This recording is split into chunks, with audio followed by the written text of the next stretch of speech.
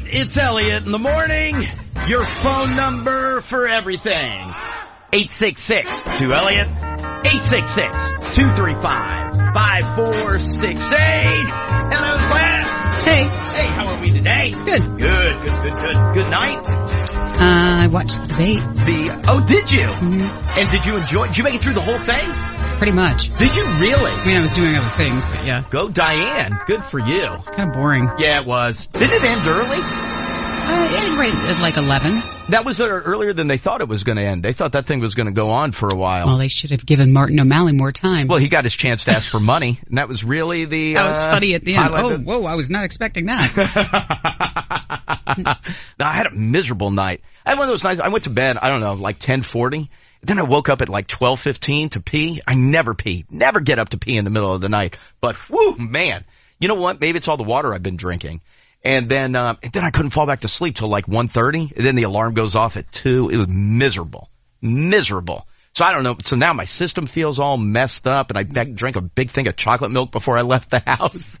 That was your little boost for the morning? I needed something because I had to take the dogs out. Like, it was the whole morning has been a mess. Like, nothing is right. I told you we shouldn't have worked today. We should have just taken the day. But no, have to come in and get it all done. But no, so now I'm sitting on like a big of chocolate milk. Like, nothing's That's like right. Probably like bordering on self-serve for your system. No. I like chocolate milk. Self-serve, soft serve. Soft serve. Yeah. No, but I drink it for, I have it with dinner a lot, so I don't know why the morning would be any different. Yeah, no, I like chocolate milk.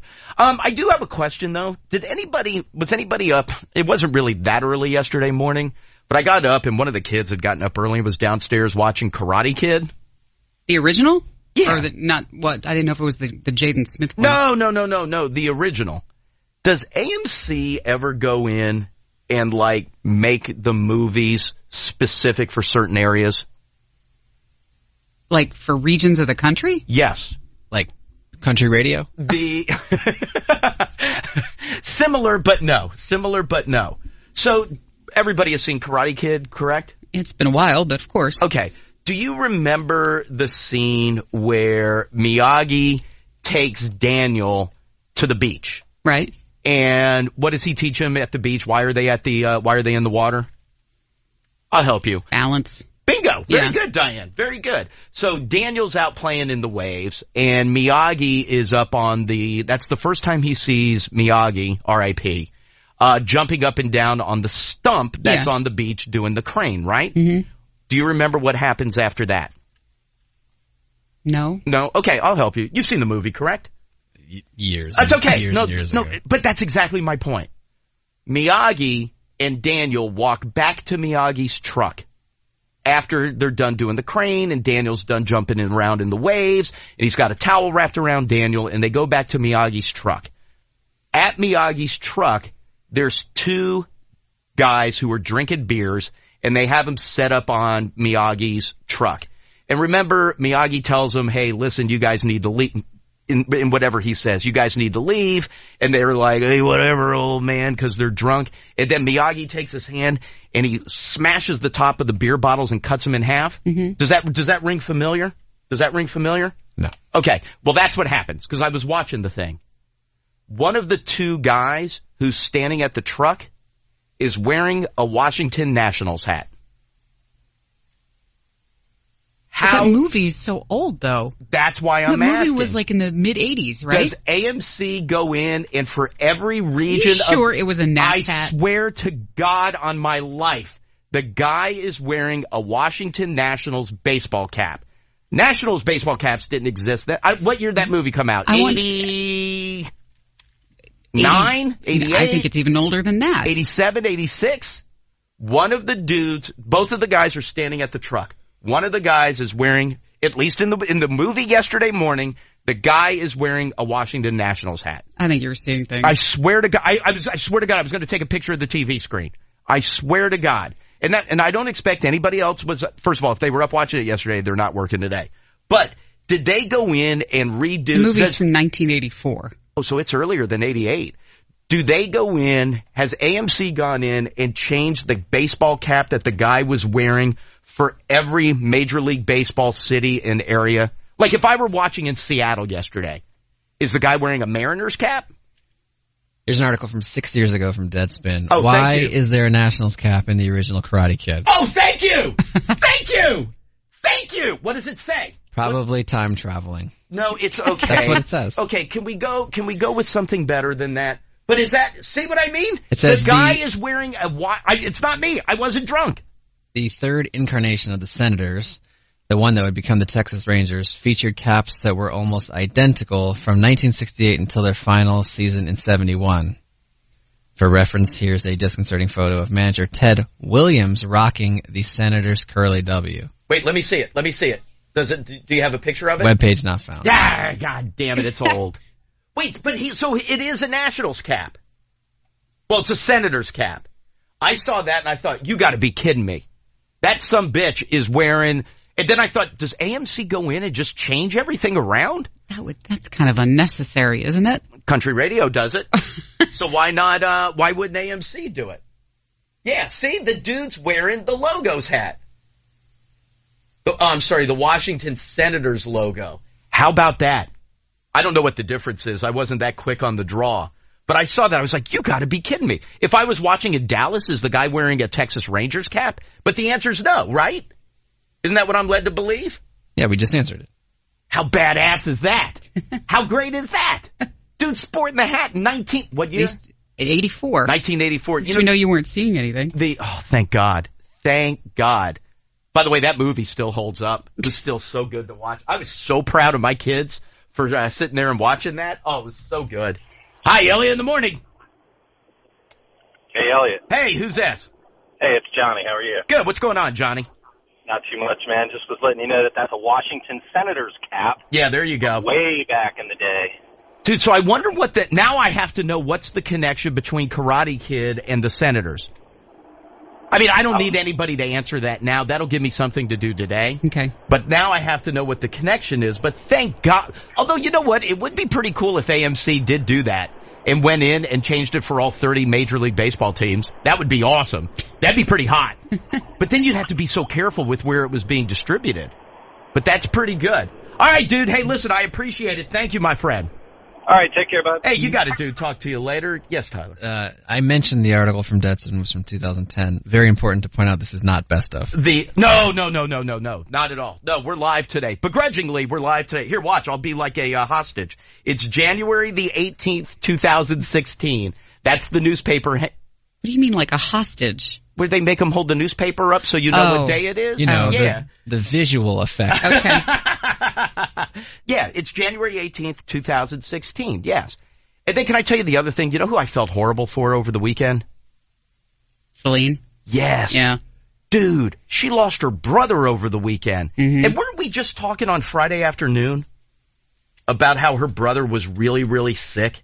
Yeah, we were discussing that on the phone. Isn't that weird? I mean, it couldn't have come at a worse time. I would argue that. Husband dies and the brother dies 2 days later? At least at that point, like the whole... She's in the midst of grieving, so... No. But at least at that point, the whole family is together. So you've already got support.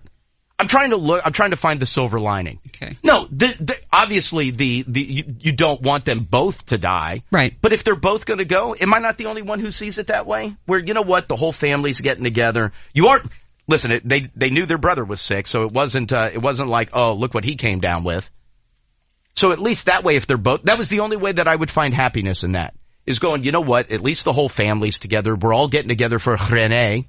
And then the brother dies, so at least the whole family's together. Mm. Everybody's hanging out in Montreal and just kind of trying to get through it. And then the brother does I didn't realize she had so many siblings. Oh, yeah, she comes from a huge family, doesn't she? Wasn't it 14? I don't know what they're down to. Something like that. She's the baby of the bunch. How old is the oldest?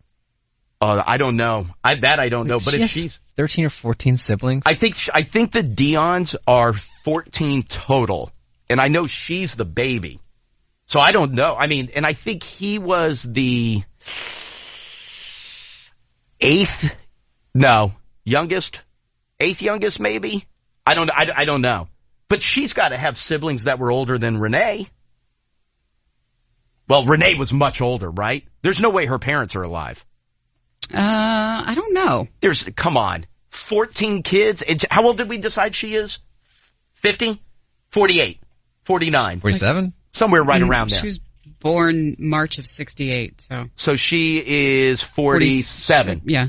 47. She's almost 48. So to pop out 14 kids? The oldest one's got to be well into the 60s, almost 70s, right? One would think. Yeah. So there's no way her parents are alive. Not even close. She has 8 sisters and 5 brothers. Okay, so there's 14. Wow. Holy crap. Imagine. And if I'm not mistaken, this is the first of the siblings to die. I think so. Whew, man. Ooh, that's going to be busy. That's going to be busy. But I was the only one who came out of that going, it sucks that your brother died, but at least the whole family's there. I'm trying to find this. You are. You're already sitting Shiva, so you'll just add another food plate. You know that's a lot. That's a lot of people. In the simplest of terms, yes. Yeah, no, you just order the extra platter of schmear and some chopped liver, and you get through it. That's the only way that I see that you get through that. But no, that was kind of a bummer. Throat cancer, right? I mean, that it spread everywhere. Yeah, I mean, it's horrible to say, but it's like you can't keep who had what kind of cancer straight anymore. Right. Because of all the people that have died within like the last week or two. Yeah, no, it's been very busy, but I think it was throat that started moving it. You can't eat at that point. I mean, at that point, you're tubed up and getting your food that way. Anyway, what? And good morning to everybody who's maybe hitting the snooze. No, I don't want to way to wake up. No, I don't want to be a bummer today, but that's real life. Well, death, but that's real life. People die, Diane. People die. I know. It came out Dan Haggerty had spine cancer. Like, oh, that sounds painful. Never even heard of that. Yeah. Never even. Well, you're not walking with that. You know what? I'm Debbie Downer today. I can't be. I got to be in a good mood. Let's change direction. I'm in a good mood today. I'm in a good mood. All right, let me do this. Let me take a quick break. No, I am. I'm in a very good mood. So let me do this. Let me take a quick break. We'll come back. We got a busy day today.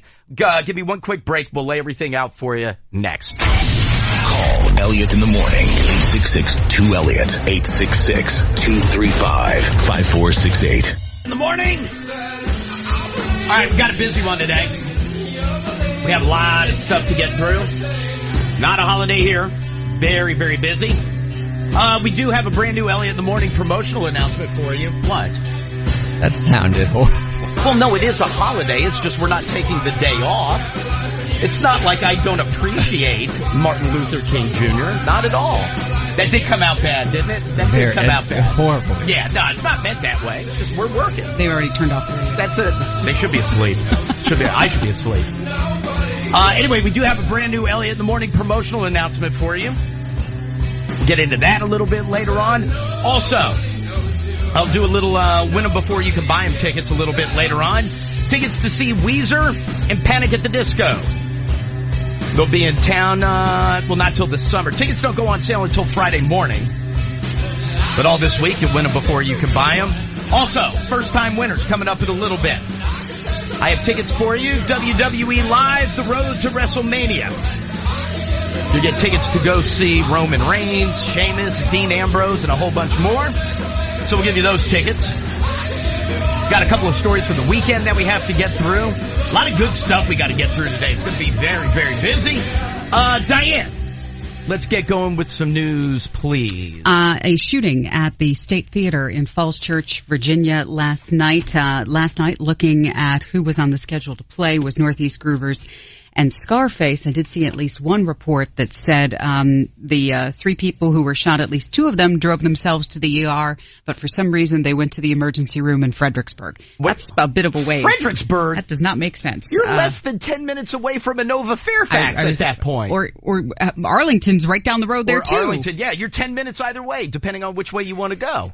So wait a minute. So did they say what time? That's the. By the way, I was right by there yesterday. It was early in the morning. I want to say it was about like 1:30. Like overnight into this morning. Yes. Oh, because I went there. There's a brand new sushi restaurant that opened over there, Takumi. But they were closed yesterday. So then I was like, oh, you know what? I'll go to Meat in a Box. And then that was closed also. Now originally it was a report that it was Fredericksburg, Virginia. Now they're saying Frederick, Maryland. Either way, neither of them closed. Even worse. Yes. So wait a minute. They got shot. They got in the car. They had to go to the Beltway around to 270 and all the way up north? I guess so. Dude, you got shot. I don't get it. What time was that? I thought it was about 1:30 this morning. It was very early in the morning. Apparently it was a big parking lot fight that ended up erupting into gunfire. God damn. So, that's bad. Falls Church police were asking people who may have been in that vicinity about that time to call if you have any further information. Man, and when I took the dogs out, I didn't hear police sirens or anything. No. And that's right in the hood.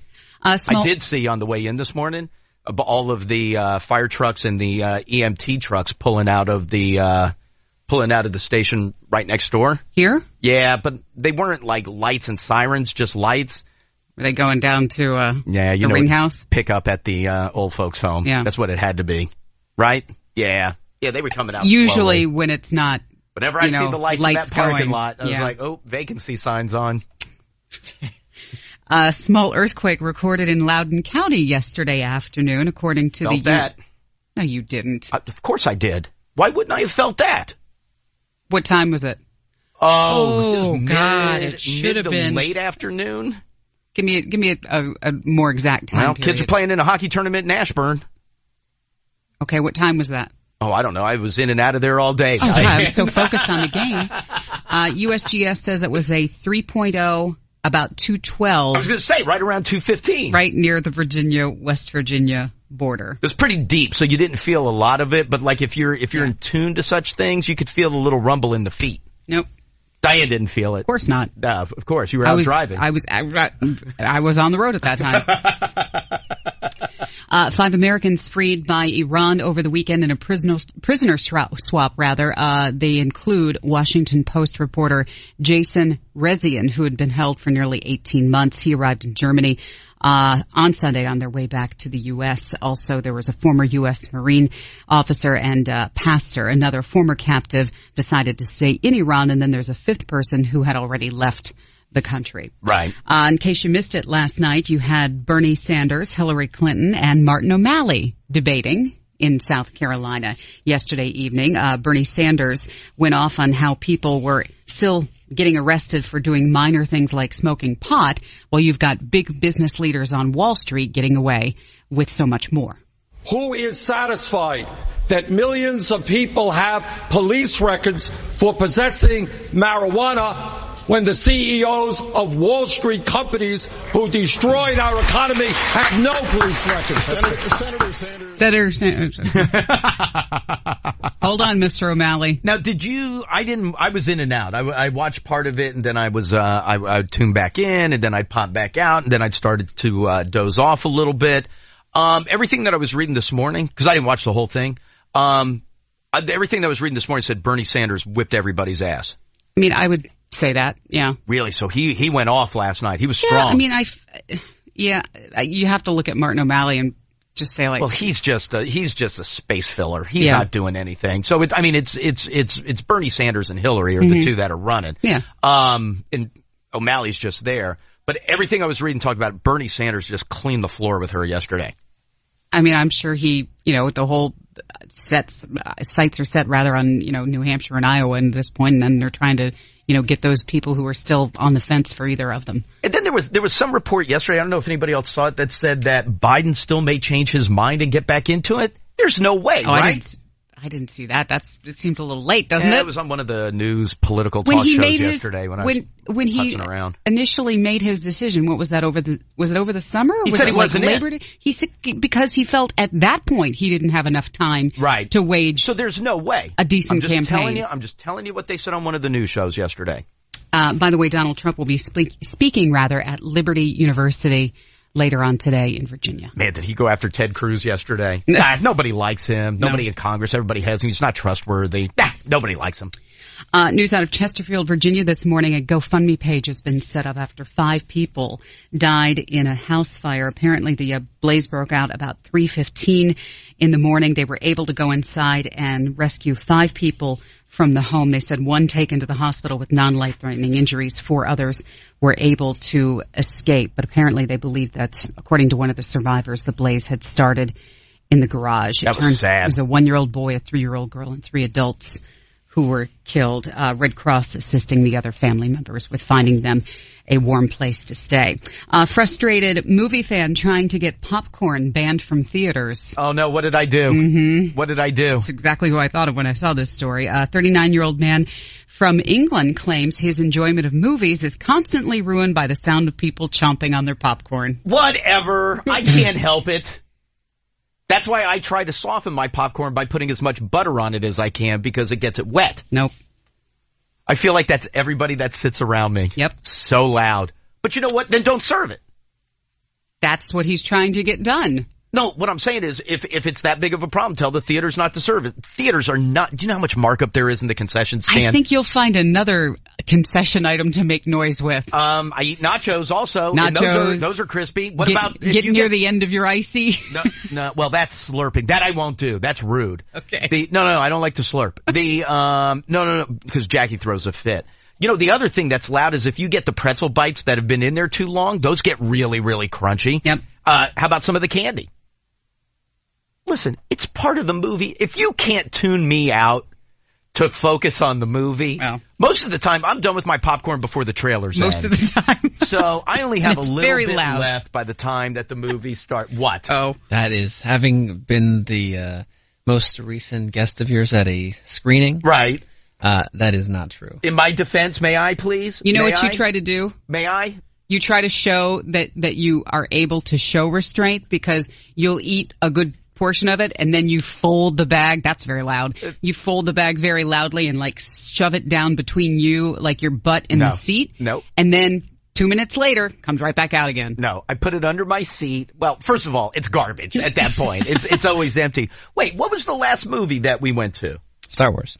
Oh, okay. Well, that's different. That's different. How? Why? Because it wasn't a normal movie. Therefore, you don't get all the normal commercials, you don't get the 20 on the 20, and you don't get all the trailers. They just kind of kick right in, so I don't have ample time to do my normal popcorn eating before the feature presentation starts. Regular movie... It's their fault. Regular movie, I try to be... Well, I don't try to, I can't help myself, but I try to be done prior to the start of the main feature. That way, if I hit a slow spot in the middle, I can go get that thing refilled for free. Oh, wait. I caught a portion of that yesterday. Was it on? Showtime had it on. Right on Frederica. It's great. What's her last name? Bimmel. Bimmel, that's right. Frederica Bimmel. FX developing a new sitcom for Tracy Morgan, starring as a man who's readjusting to life on the outside after 15 years behind bars. This will be his first major role since his accident in 2014. The Jack Daniel's Distillery has produced a special single-barrel whiskey in honor of Lemmy, who passed away last month at the age of 70. $99 a piece to celebrate 40 years of the loudest rock band on this planet. You know what? That's really nice. That's really, really nice. I like the Motorhead logo on the bottom of the box. That's really good. Yep. You know who we have to get in touch with? Who's our girl who works at the merch at House of Blues? What is it? Mama D? We got to get in touch with her. I have to get my hands on Abita. Today is the release day for their Strawberry Harvest, and it's supposed to be fantastic. So you get it early, a couple of days early in New Orleans, and then they start releasing. Well, it's a little more than a couple of days, but it'll go in a second. Have to get my hands on it. And I'm not a big fruit guy in my beer, unless it's Shock Top or Corona. Yep. But I don't like Bud Lime or anything. But I was reading a whole review, and I know that they've done it before, but I've never had it. Have you ever had that? The Strawberry Harvest? No. Doesn't it sound good for some reason? I like beer. I like Abita. I do. I want to try the Abita King Cake Soda. See, you know what? King Cake though that's the new like pumpkin spice. Everything's King Cake flavored now. Everything's going King Cake flavored. Still want to try it. I can't wrap my arms around the soda. I do want to try the Strawberry Harvest though. It looked so good. So good. So I may have to track her down later. Mad Max's Fury Road won the most awards last night. They include 9, including Best Director. This was at the Critics' Choice Awards, hosted by T.J. Miller. But the one who ended up stealing the night was 9-year-old Jacob Tremblay's acceptance speech after he won Best Young Supporting Actor for Room. I also want to thank my parents, and I love them very much. And I know where to put this. Right on the shelf right beside my Millennium Falcon. Good for him. He was awesome. Good for him. Did you watch the awards? Yeah. Did you really? Yeah, I chose that over the debate. How was TJ? He was absurd, which is his style. I don't know if the room appreciated it, but I thought it was funny. Good. So he was the king of the night. This kid? The Tremblay kid. Oh God! I mean, the audience was melting in his hand, as I was at home. What, did you cry? It was so touching. Tyler? He stood on a box. They had to hold the mic was too high. I was going to ask. I saw a real brief picture of somebody holding the mic up to him. Was that anybody famous? Well, see, Fred Savage presented the award, but I don't think he was the one holding the mic. I don't know who was It doesn't matter. It doesn't matter. But they had to then tilt the mic, and I mean, it was. And that's just a tidbit, and that was obviously a funny line, but it was a touching speech. Was it really? He thanked all of the producers, and he called them Team Room. He talked about all the other actors that he had worked with. Well, he should. He's in a movie. That's what you do. You go up there and you thank people. It was a very eloquent speech for a Sylvester, 9-year-old. When he went up there, he's like, before I get in trouble, let me thank Michael B. Jordan. Because he forgot. Oh, wait, last night? No, remember at the Golden Globes, he got ripped because he forgot Coogler and Michael B. Jordan.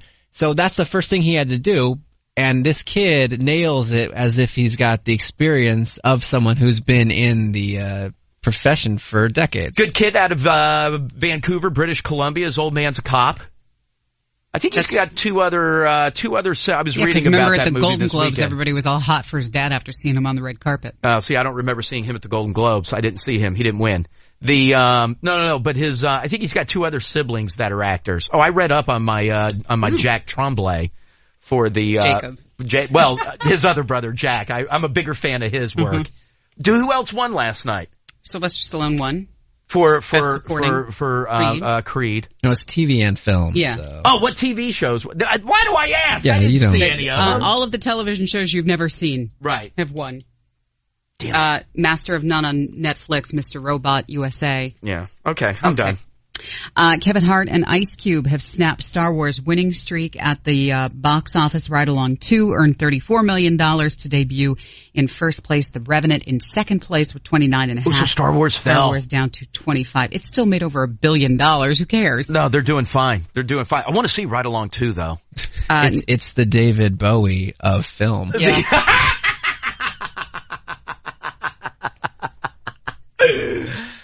This week it's Dirty Grandpa with De Niro and Zac Efron. No, you know who else is in that? Plaza? No, Juliana Hough. Isn't she in that?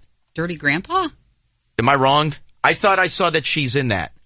I didn't think she was. I could be wrong. I could be wrong. Funny you bring her up, though. Why's that? Because I saw Brooks Like last night. Well, I was reading and it mentions him, too. Part of Us Weekly every week. Right. They have this little loose talk thing where they go through and do little quotes from different people. Oh, is this the whole she's no good at phone sex? That's been out for a while. Yeah. Yeah, that's not surprising. By the way, neither is Brooks. Well, you know that from experience. I've talked to him during the off season where we'll try to just kind of, just give each other boners, but that's about it. All right. Dirty Grandpa was is coming out this week. Fifth Wave is out this week. Also The Boy. About the little doll comes to life. We've seen that. Yeah. Oh, yeah. We've seen the trailers. Yes. Yeah. Divisional round of the NFL playoffs from over the weekend. Packers scoring on a pair of Hail Marys to send that game into overtime, but the Cardinals scored to win the game 26-20. God, the end of that game was unbelievable. Unreal. Brady and the Patriots beating the Chiefs. The Carolina Panthers jumping out to a 31-0 lead over Seattle in the first half, held on for a 31-24 win, and then the Broncos beating the Steelers last night. I didn't see any of that game. I didn't watch that one. I watched the Panthers game yesterday. God, in that first half, they just steamrolled Seattle. I was surprised they bounced back as well as they did. Panthers and the Cardinals this coming weekend, and the Patriots will be playing the Denver Broncos. Justin Williams scoring his second career hat trick last night to lead the Caps 5-2 over the Rangers. Braden Holtby had to leave the game suffering from dehydration, and he was replaced by Philip Grubauer, but he'll be fine. Should be. I hope so. He suffers from that, though. He's had some dehydration problems in the past. Yeah. Yeah, so I guess you just, I mean, listen, I've never suffered from dehydration, but I guess that is... Because of all that chocolate milk. No, but I guess, like, you start to cramp up. Although he didn't look injured, though. Like, when he took himself out of the game. So he skated over and started talking to the trainer. But I guess, like, you also get, like, lightheaded and really dizzy. So I guess they just took him in the back, loaded him up with some IV. But Grubauer came out and ended up winning the thing. Is signing Chris Davis, 7-year deal that'll keep him in Baltimore, $161 million. That will keep him through 2037 when he'll be 51. They're still going to pay him millions a year up until he's 51 years old. I don't get it. God damn, is that a poorly run organization? Wizards, after splitting their games over the weekend, play an MLK matinee game today, taking on Portland at Verizon Center. That is a 2 p.m. tip-off. Also, Tony Stewart got into it with a fan at the Chili Bowl Nationals in Oklahoma on Friday night. Yeah, do you watch the video? Yeah, and it turns out, so the guy's an off-duty cop. Right, well, don't run your mouth like that. He was just jawing at him. Right, and Tony went over and took care of business. That's fine. Nothing bad happened. Security was right there. Good for Tony, though. And happy birthday today to Dave Bautista, who is 47. Oh, thanks, Dave. Ted DiBiase is 62. Oh, thanks. So that's a look at your news. 6-8. Hi, Elliot in the morning. What, is this me? Yes, it is. Who are you? This is Chad. How are you, Elliot? Chad, I am fantastic. Thank you. How was your weekend? Busy. All right, I'll take that. Anything exciting or just busy crap? Just busy crap. Help some friends install some appliances. No, that blows. You know what? You're a good friend. You do what you got to do. Chad, may I ask you something real quickly? Sure. Last time you made a trip to the emergency room, please? Been about a year and a half ago with my son. I meant for yourself. Oh, for myself? Probably 20 years. You have been to an emergency room in 20 years? Yeah. I've been lucky, I guess.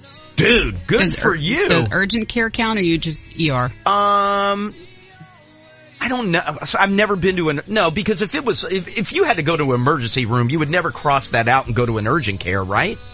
I don't know. I mean, I think urgent care. I feel like, don't you feel like emergency room is something that urgent care is like you're throwing up. Right. Yeah, like emergency room is like something bad happened and you have to go to the ER. Yeah, broken bone or a bad cut. Yeah, or something that needs like stitching or does urgent care do? Will they stitch do you it up? all? But an ambulance would never bring you to an urgent care. No, never. Yeah. Never. Yeah, no. No, I'm going to go strictly emergency. How have you never been to an emergency room in 20 years? I guess I was just lucky. Holy crap. I can't remember. It's been forever for me. The last time you went to an emergency room was over 20 years ago? Probably. Are you serious? Yeah. Oh, my God. ER, that was like gallbladder issues. That was forever ago. When was the last time you were at an ER? I've never been to an ER. Wait a minute. I've entered through an emergency room, like for our first child when my wife was pregnant. Right. That was the entrance that was open. Yeah, sure. At the hospital at the time. Yeah, no, I get that. And you're instructed to do that. So I've been through an emergency room before. But you've never been to an emergency room? No. Holy crap. Kaylee? Yeah. Okay, how long ago? Just passed? Oh, migraine. You went to an emergency room for a migraine? Yeah, that's bad. All right, well then I can't use you, Chad. All right, listen, hold tight 1 second for me.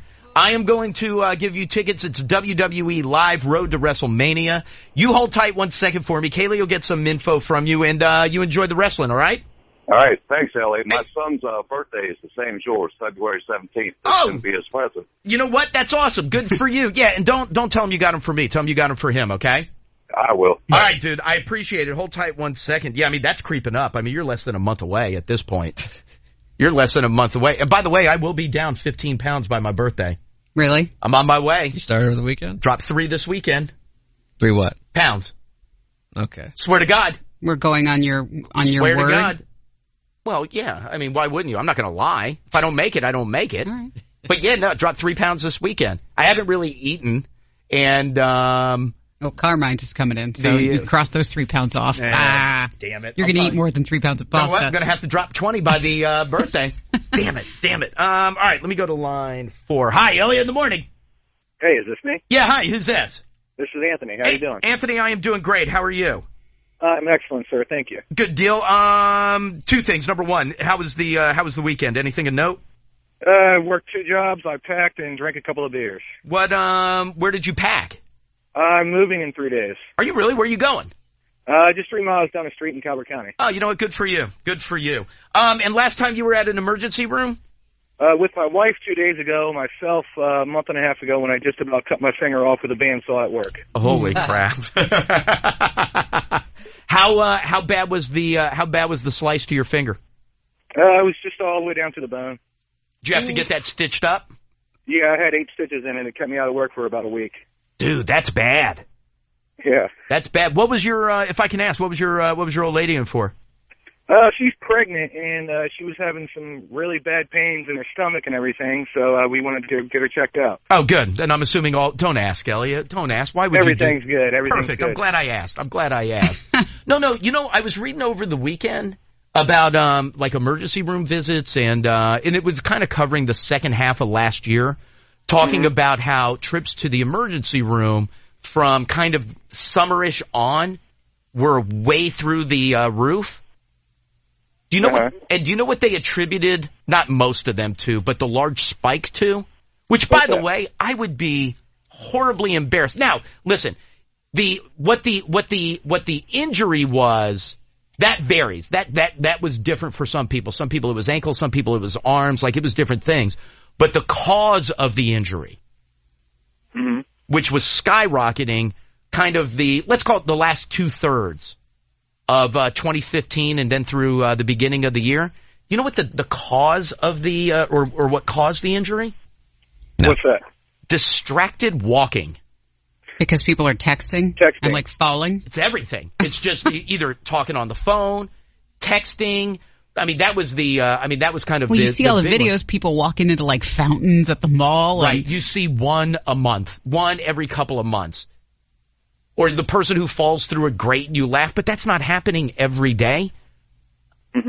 I would be embarrassed to walk into the emergency room. Oh, why are you in? Oh, concussion? What happened? Banged my head. Distracted walking.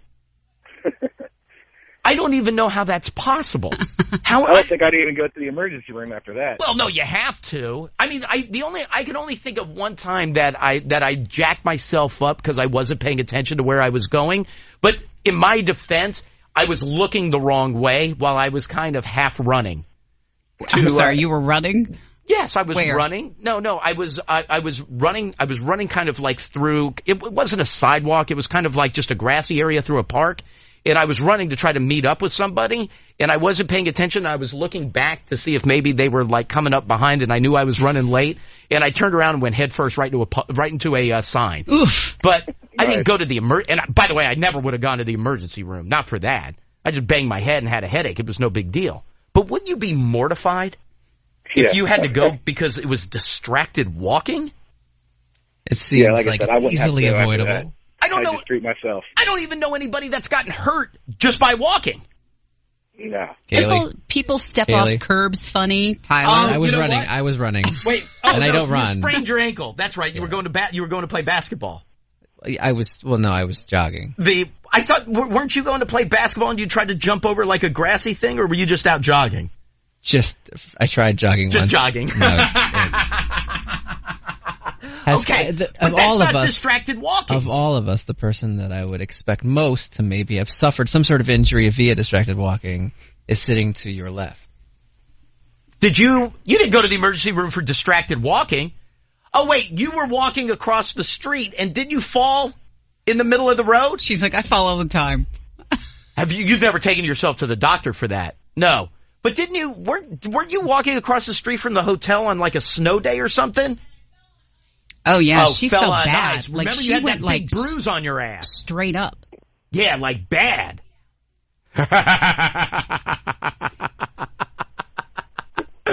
There's a dude that I play hockey with and I was going to say something in the locker room, but I thought it was out of place.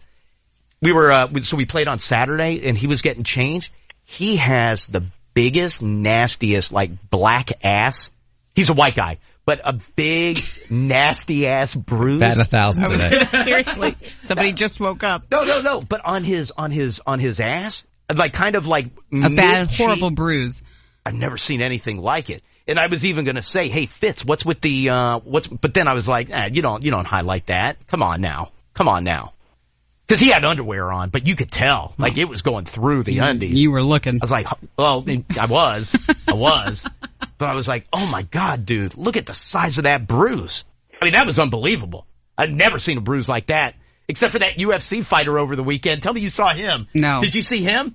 No, I didn't. Is this the one that's been censored on a lot of sites? Yes. And you have to click through to see it? It's the eye, I believe? Yes. I didn't see it. You think I'm clicking on that? You're crazy. Have to. It's his eye? Yes. Mm-mm. Yeah, hold on. I got to find the picture. Oh, come on. It's just horribly blood. No. Oh, you know what? I didn't print out the picture. Damn it. You're tricking me. No, you probably have it right in your hand. No, so when I turn look, back... Elliot, $1,000. Oh, but that's the article. Yeah, but I didn't print out the picture. It's on the next page. But you did get the 15 pages of comments. I always like to print the comments because it bleeds the company of money. You got to see this guy's eye, Diane. Click on his name is Matt Mitrione or Mitrione. No, you have to. You have to see it. That you go to the ER for. All right, I will click on it and Diane can look at it. Okay. Wait, hold on. Anthony, hold tight one second. Let me get you your tickets, okay?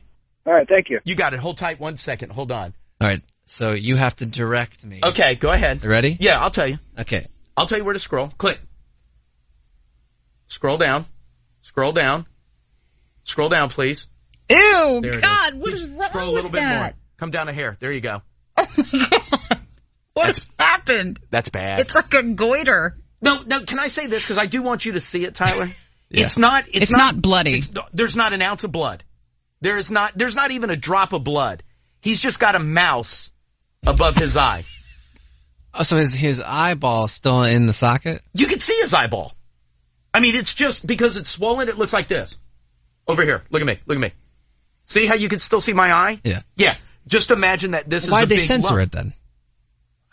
I don't know. Squeamish. Take a look. Remember when it's not that bad. Remember when the kid from Villanova, his eyeball came out of his eye? Yes, that was bad.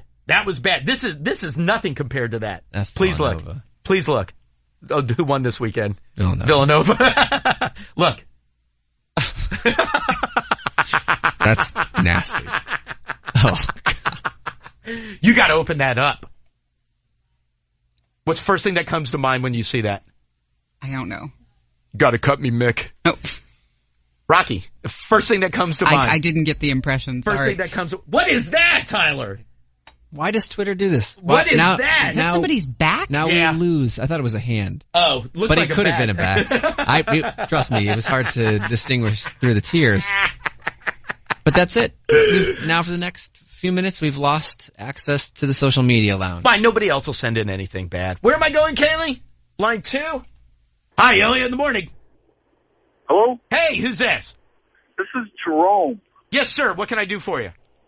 I had a Thanksgiving visit a couple of years ago when my brother got upset with me because I told him I could take him on. So he grabbed my finger in a football move, broke my finger. I saw it going the other way. I stood up.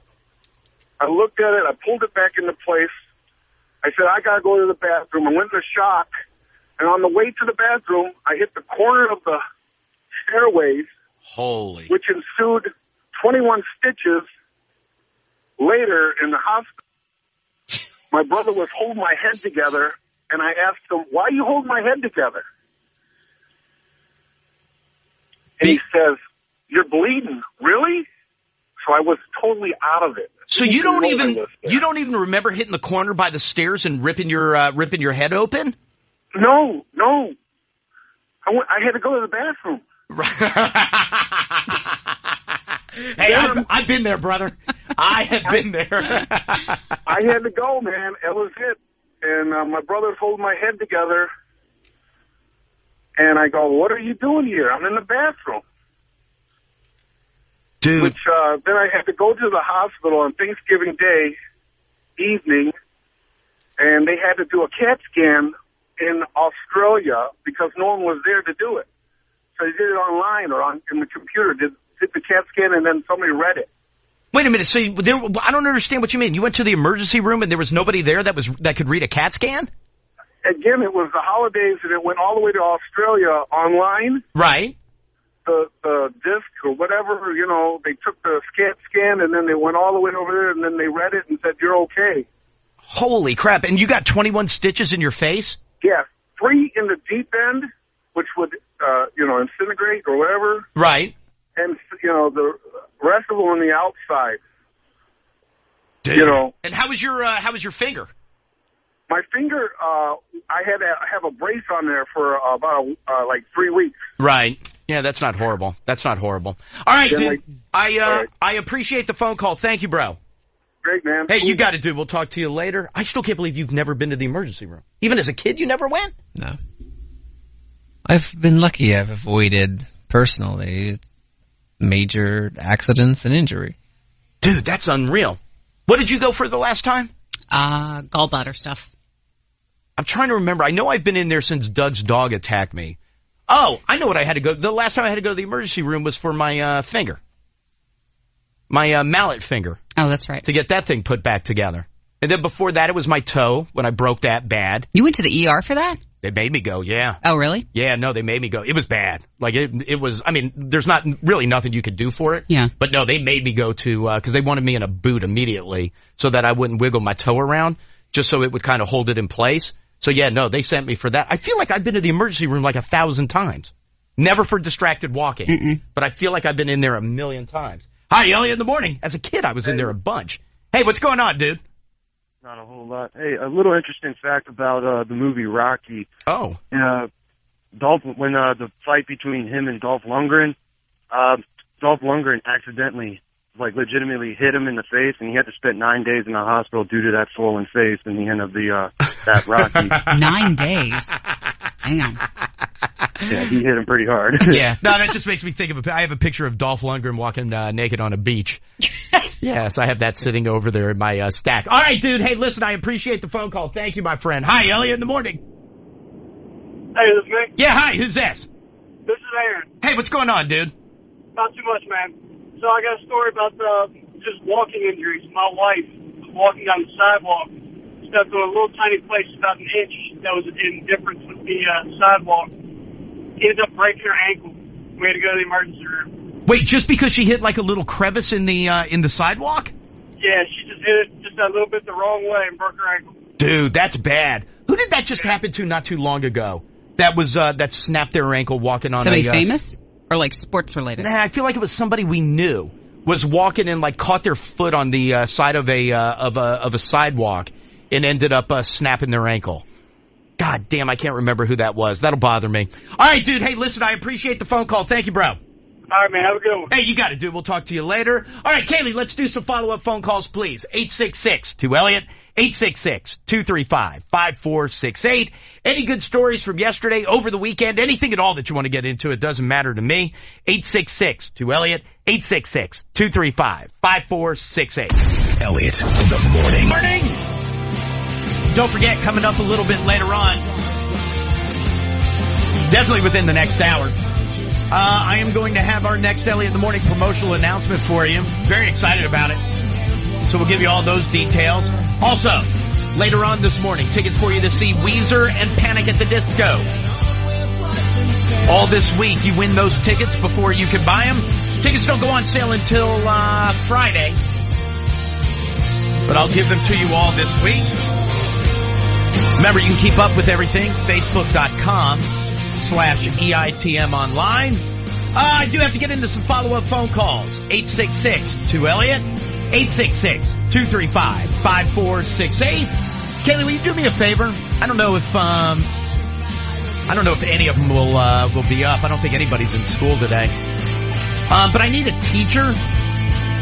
I'll even take somebody who has worked as a teacher. But I need somebody who is either a current teacher or has been a teacher. 866-2-ELLIOT, 866-235-5468.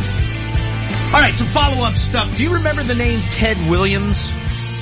And not the baseball player Ted Williams. Who's the other famous Ted Williams? He became famous 5 years ago. Was he the homeless guy with the amazing voice? Thank you. The golden voice. Mm-hmm. He was the guy who was the, he was begging on the streets of Columbus, Ohio, remember? And he had an amazing voice. Yeah, and then he showed up on the Today Show, and Kraft signed him. And that's right. He was doing all the Kraft stuff. I think he still does Kraft, doesn't he? And then remember, I said it was a bad idea that he was going to go work for the wasn't it the Cavaliers? And I was like, that's a bad idea, and it turned out to be a bad idea, and they got rid of him. Well, because he had all of his... Wasn't he all in bed with Dr. Phil for a while? For a while. Did he have to go to rehab? Yeah, he did have to go to rehab because he was drinking again. Did you see the update on him though? I didn't. Guess who's back in the old air chair? He's on the air somewhere? Yes, he is. Back in Ohio? Back in Columbus, Ohio. It's been 30 years since he's been on the radio, but he has signed back on to WVKO. All right. Voice of Columbus. So he is back on the air there. And, 58 years old. He became famous after the Columbus Dispatch published a video of him advertising he had a God-given gift of voice and was trying to earn a couple of bucks. It's The Praise, your community station for America's best gospel. Oh, no kidding. Mm-hmm. So he's back on the air. Yep. What? I didn't see what shift he was doing. They didn't say. Yeah, I mean, not that it matters. But yeah, he was, his career was interrupted. Wasn't he also at one point, wasn't there a wife or an ex-wife that was going after him? Did he come into a large sum of, it was after he started getting like the Kraft money and the Cavaliers money that somebody was going after him trying to get his cash. I think there were a couple family members. Who wanted his money, right? So now he's working again. Good for him. Back on the air in Columbus. First steady employment since 1993. Dude, that's a stretch. Yeah. That's a huge stretch. And then I did get a follow-up tweet from Zach Egolf. You'll remember he was the one who had ordered the Fresh Assist. Oh, right. The spray that goes on your toilet paper to be clean in between. My ass is so fresh and clean right now. That was his tweet. That's awesome. That's what you want it to be. It's a ringing endorsement. Absolutely it is. So I don't know if that's the only one that sold for Fresh Assist. Although, remember, we did crash their site. That's the local guy from, was he from Richmond? Yes. There were a handful of people who purchased it. Oh, did they really? Yeah, and that's sent in fantastic. Photos after they got it in 2 days, thanks to Prime. That's great. Remember, he had a coupon for us, YOLO, and got their Fresh Assist. Zach Egolf says it's the greatest thing ever. Feels absolutely fresh and clean. And then the other thing that I have to get into, do you remember the two teachers from the high school in New Orleans? Yes. And remember there was Shelley Dufresne and Rachel, was it Respeth? And Shelley Dufresne, her dad's the judge. Mm-hmm. And they work at the same high school. And Shelley was hooking up with one of the students. She loved the performance of oral sex. And then remember she took the boy to Rachel's apartment. And in the early going, I thought that Shelley was the better looking one. Turns out Rachel, the 25-year-old, is the better looking one. Okay. But they both worked at this one high school together, right? And you would think if you were a teacher at that high school. No. Where is this? That would be very well publicized, and everybody would know, hey, you know what? Two teachers. And by the way, not just no way. Not is this going where I think it's going? It depends on, I don't know where you think it's going. But you would think that then, by the way, this wasn't just like a little local New Orleans-based story. This thing went everywhere of Shelley and Rachel.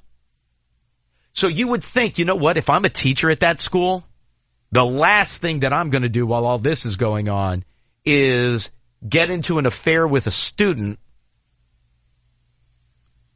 at the same high school. How would you pronounce this last name? Naquin? Naquin? Nakin. Maybe Nakin. Nakin, whatever it is. Well, I can tell you this. Kim Nakin or Nakin or whatever it is, she's 26 years old. She teaches at the same high school that Shelley and Rachel taught at, and she just got busted for having a sexual affair for 10 months with a young girl who went to school there. How do you do that? Do you think the school didn't tell? All the heat's on them. They're not going to look at me. Do you think the school didn't tell the rest of the teachers? You think none of the other teachers I would imagine all of the teachers knew. And they were sequestered? Like they would cut the articles out of all the newspapers. So how do you do that? How do you do that? You work at the same school that Shelley and Rachel worked at. The same exact high school that those two worked at. And you're carrying on an affair with this girl. Now, I can tell you this. She got brought up on 12 counts. By the way, you know what facility she was being held in? No. She's out now. She posted her $75,000 bond. She was being held at the facility in Gretna. I was going to guess that.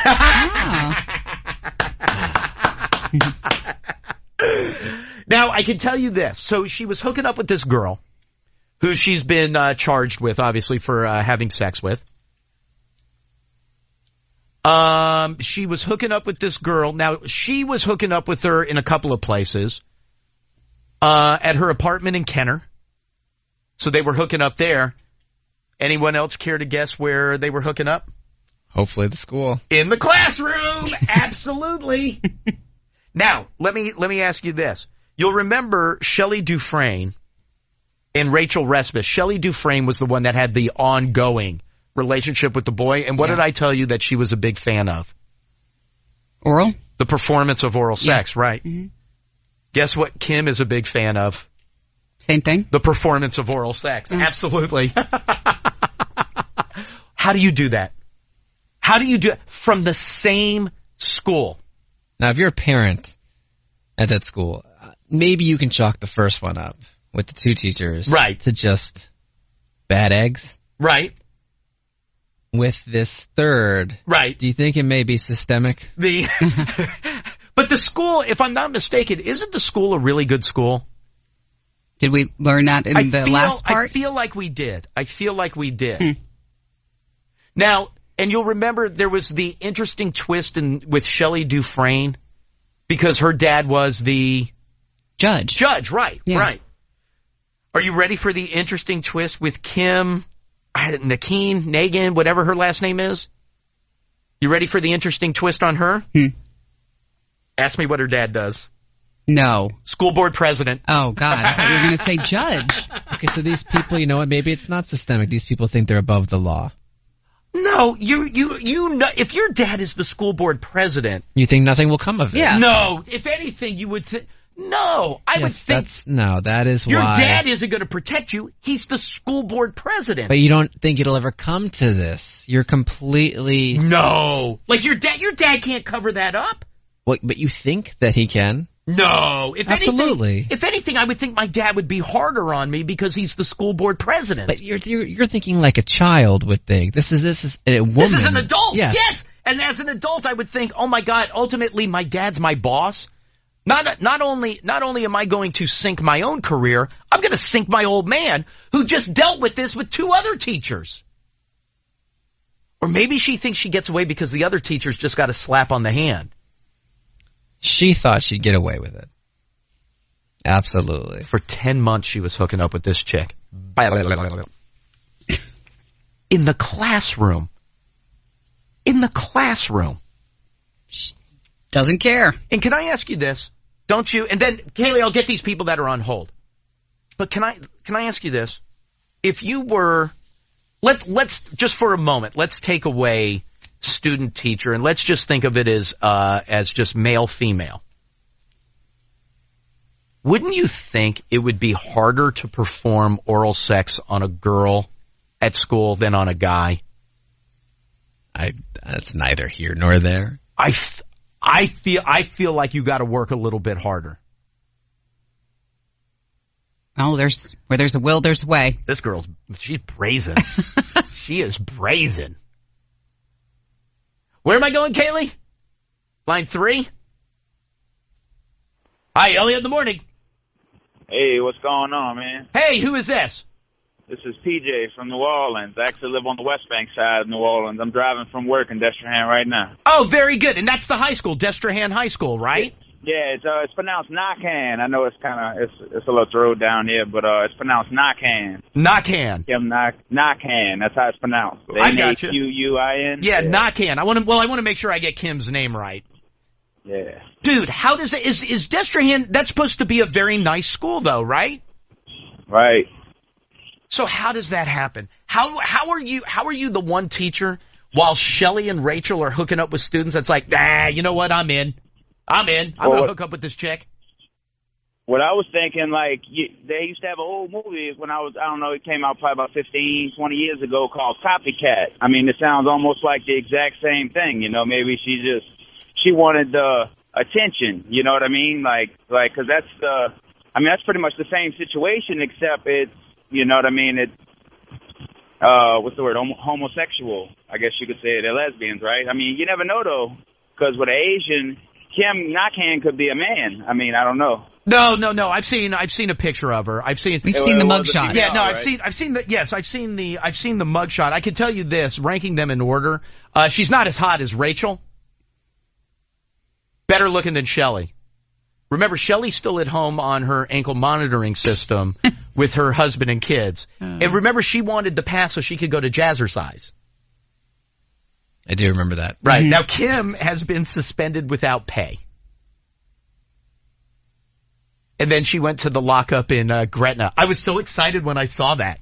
I was like, oh, my God, I've bust through there. Can I go to line 2? Hi, Elliot in the morning. Hello. Hi, who's this? This is Sarah. Hi, Sarah. How are you? I'm fantastic. How are you? Good. Are you a teacher? Yes, I am. Good. Can I ask you something? Because in reading the article about Kim Knockan, who was hooking up with this chick in school, it talks about how even if a student texts a teacher or a coach, that it's supposed to be documented. Is that true? No, not that I know of.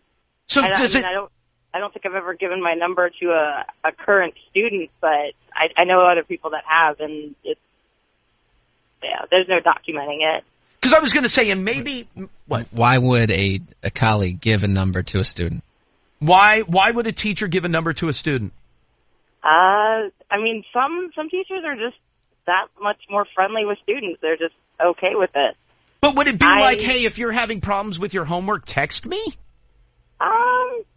No, I mean, I have some students that are more, more problem students in terms of home life that, I would give my number to. Just to make sure, that they're safe? Yeah. See, now, I could see a coach giving a student their phone number, like, hey, if you're going to be late for a game, if there's a problem, let me know. Oh, yeah. And, I mean, I definitely know. I work with our soccer coach. I know that he's got all of his players' numbers. Do they have his number? Yeah. And see, and so it may would Coach Seba call? Would he what? Would Coach Seba? Well, first of all, Coach Seba's a dick. Oh yeah. Oh, he'd go to your house and drag you out of there. Oh. Well, first of all, you wouldn't be missing a game. You wouldn't miss a game, or you just wouldn't be on the team. No excuse. No. But Coach Seba would have never given you his phone number. Coach Seba, he would have had the whole team spend the night. But nobody was going to do it. And maybe it changes district to district or maybe it's state or county, whatever it is. But in one of the articles that I was reading about this Kim Knockan girl who was hooking up with the girl in her classroom, it says that teachers, if they get a text message from a student, and it even mentions one of the coaches, I think a track and field coach, who says that any text that's received by a teacher from a student, even if it's not their own student, but a student at the school, has to be documented through the office, and that it's such a pain in the ass that you would not give your number out to a student. Just because any interaction between the two The school wants you to document it so that it can never come back to bite you in the ass and go like, oh, he was being flirtatious or he was being inappropriate or any of those things that, like, for example, if Tyler was my student, you texted me like, yo, coach, running late, you know. Sounds like me. I would then take it to the office and go, hey, listen, I just want to document Tyler Molnar sent me a text. It was just, yo, dude, running late. And that would be documented so Tyler can never go back and go like, oh, Coach Siegel was very flirty with me or was very threatening to me. So that everything would be documented. That almost makes sense to me. But, dude, if I were a teacher, I would never give my number out to a student. Just asking for trouble. Yeah, nothing good is coming to that. That's why you don't give them a ride home. You don't give them a ride to a store. You don't give them a ride to their job. Although, you know what, but you want to be helpful.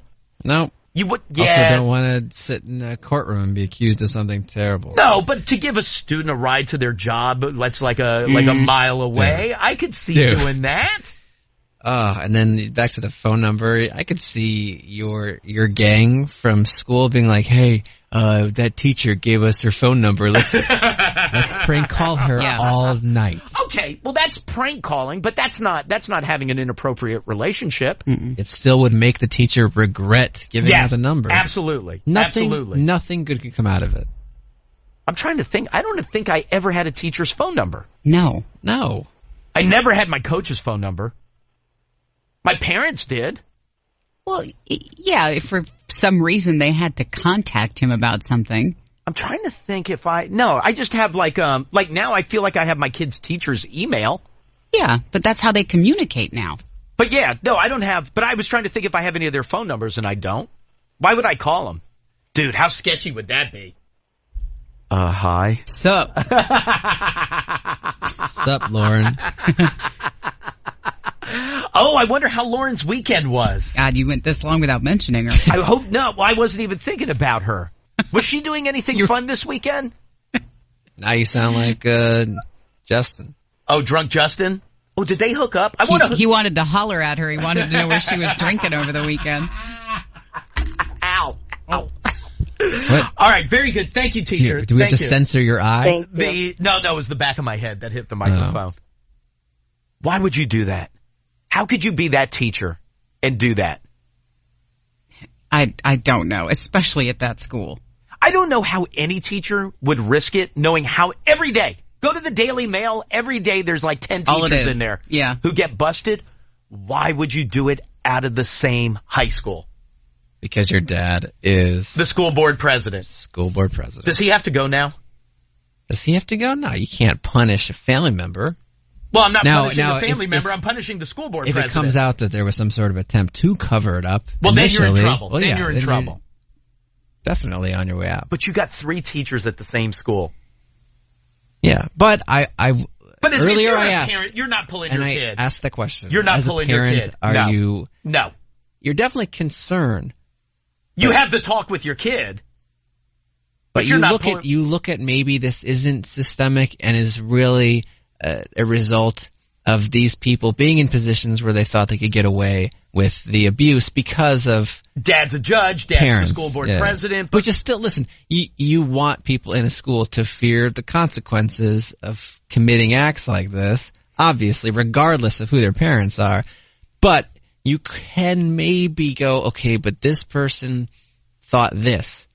So you're still not pulling. You're not pulling your kid. No, I'm saying that would be almost or serve almost as an excuse. No excuses obviously work here. Right. But if you're to write off something and say maybe it's not a result of the school and how it's run, but just literally we ended up with these 2 people who thought they could get away with anything. And then what about Rachel then? She was sucked in. Yeah, she was. Stop. Please. Where am I going, Kaylee? Line 3? Hi, Elliot in the morning. Hi, it's me? Yeah, hi, who's this? It's Travis from Richmond. Hey, what's going on, Travis? No, hold on, man. I was just calling to let you know, I got plenty of my teacher's number all through high school. Did you really? Yeah, man. They would text us our homework, so we had no excuse for not remembering to do it. So wait a minute. So every day when you got home, you would get a text message from your teacher that said, hey, don't forget, here's your homework? Yeah, it was like a massive group message for all the kids in the class. Dude, that seems so sketch. Oh yeah, it was a little weird, but I mean, did you ever? My homework done, so it was all right. Did you ever text your teacher back? I mean, I never did, but I know that there were some kids in the class who were like better friends with the teacher than I was, but. I never texted that. I was friendly with some of my teachers. Those numbers in my phone, too. All right. Friendly meaning, you paid them more attention than maybe some of the other kids did. Or there was did a the lot same of teachers thing. I also hated. No, Ooh, but yeah. I mean, you wouldn't have gotten into a texting relationship with them. Well, I mean, Coach Spear used to tweak our testicles. Maybe him. Tweaking relationship. All right, dude. I appreciate it. Thank you, my friend. Well, what if Marley had a teacher that sent her a text message? I mean, she's. My kids don't even have phones, so that's not happening. Yeah, I mean, she's got an old phone that she uses for games. That's it. And I mean, I know friends of hers in school have phones, but they aren't texting teachers. They're texting other kids. Yeah, no way in hell. No way in hell. And didn't Lindsay say she had friends like they can't be like teachers can't have like public Facebook pages or public Instagram and stuff like that, or they're not supposed to, right? It's not across the board. Right, but these friends were told to not have a social media presence, yes. Man, I still can't believe it. I still can't believe you get a third out of that school. It's amazing to me. Where am I going? Line 5? Hi, Elliot in the morning. Hello? Hey, who's this? Oh, this is Sarah. Hey, what's going on? Hi. Yeah, I was a coach, and I used to have a group message sent out to all my girls telling them what kind of uniform and stuff they had to wear. Right. And I included my other 2 coaches and the athletic director. Oh, that's smart. So because one of the girls kind of didn't say she was in a group text and went to her mom and said that I was yelling at her through group message or yelling at her through text message, and I called her an ASS, and if she didn't come on time, I would bench her. And the mother called the athletic director, and he's like, that didn't happen. And she was like, no, my daughter said it happened. And he said, no, I'm included in the group text. Now, did they ever, would the athletes ever text you back? Oh, yeah, some of them would text me separately and be like, hey, I'm going to be late tonight, or I can't cheer tonight, or, and that would be okay. But then I would make their parents text me. I got you. Now, you wouldn't have to document any of that, right? No, I just kept all the text messages in case something happened. Plus I had my other 2 coaches in the text and the athletic director. You know what? See, with coaching, I almost get it. I can almost get that. I thought it was creepy when you had a male coach with a female team, because there was one coach that used to text his girls separately, and I thought that was just wrong. That was creepy. I thought it was really creepy. Wait, a male coach coaching a female team? That doesn't bother me. No, like individually. Oh, yeah, no, I could see that. I'd be sitting there and somebody'd be like, oh, Mr. So-and-so just texted me, and it wouldn't be about a practice or something. Well, that's sketch. It was creepy. It was really, really creepy. Although, now that Tyler, when you were in high school, you're a golf coach, male or female? Male. And were there women on the golf team, girls on the golf team? No. Oh, really? Was there a girls' golf team? No. So it was just boys' golf? I mean, you could be a girl on the team. Oh, you just didn't have any at the time. Yeah, I think in the years after, I think there could have been women on the team. Sure. Yeah. Oh, okay. So they weren't separated. It was just one golf team. Yeah. Like tennis was always like one team. For each sex. No. There wasn't a girls' tennis team and a boys' tennis team. We just had a tennis team. It wasn't a huge desire. It wasn't there was enough. We had fully staffed both sides. Yeah. Did you really? Yeah. In high school? Sure. You had a full boys team and a full girls team. Uh-huh. And they competed separately. Yeah. By the way, the Australian Open's underway. That's awesome. Federer won, didn't he? I'm sure he did. And he's not part of the tennis scandal. Can you do a quick summary of that? So it's very confusing. There's a belief that because it's all around gambling. And there's a lot of gambling that goes on with tennis. But there's a belief, there's a story running around. on the heels of the Australian Open getting underway. But there's a scandal, or a story rather, of a scandal going around that there was match fixing, and that players were in on it, and it was all to drive gambling. And so they were able to go back and look at a number of matches. And by the way, these are all and it's unfair when they refer to them as top ranked players. Like, they were talking about some of them who were in the top 50 and some who were in the top 30. But once you get outside of like the top 5 in men's tennis, you can't name anybody. Okay. No, I mean, seriously. Go beyond Federer, Nadal, Djokovic, Andy Murray. I mean, I can keep going, but most people can't go beyond that. So there's 4. But none of them are involved. Well, they're not naming names. Oh. They're not naming names. But they do point to a match that was between like Davydenko and somebody, Davydenko's name you might know, and somebody else, and you don't know that name. But they were both top 50 players, but there was a tremendous amount of money that was bet on their match, more than would normally be. And listen, there's a lot of gambling in tennis. It's not the NFL, but there's a lot of gambling in tennis. Excuse me, especially overseas. And so they were like, so they started looking into it. So there's this belief that there's a lot of, or there has been over the last 10 years, match fixing. I don't buy it.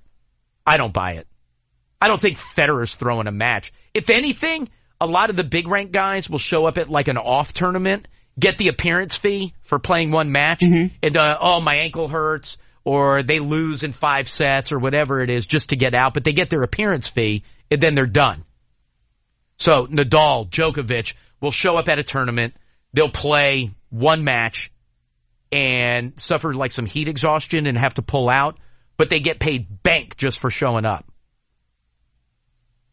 But that story's everywhere because of the the Australian Open having just gotten underway. Yes. By the way, I just looked it up.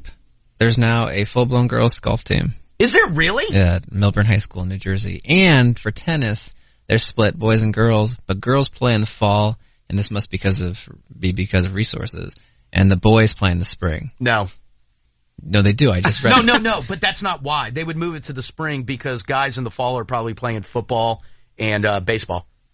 Although baseball was spring. But I'm saying, what about the actual facilities? What about them? You can play in the fall. No, but for court space and court time. So just use, you got them all out there playing together. But if you can separate them. Go to a park around the corner.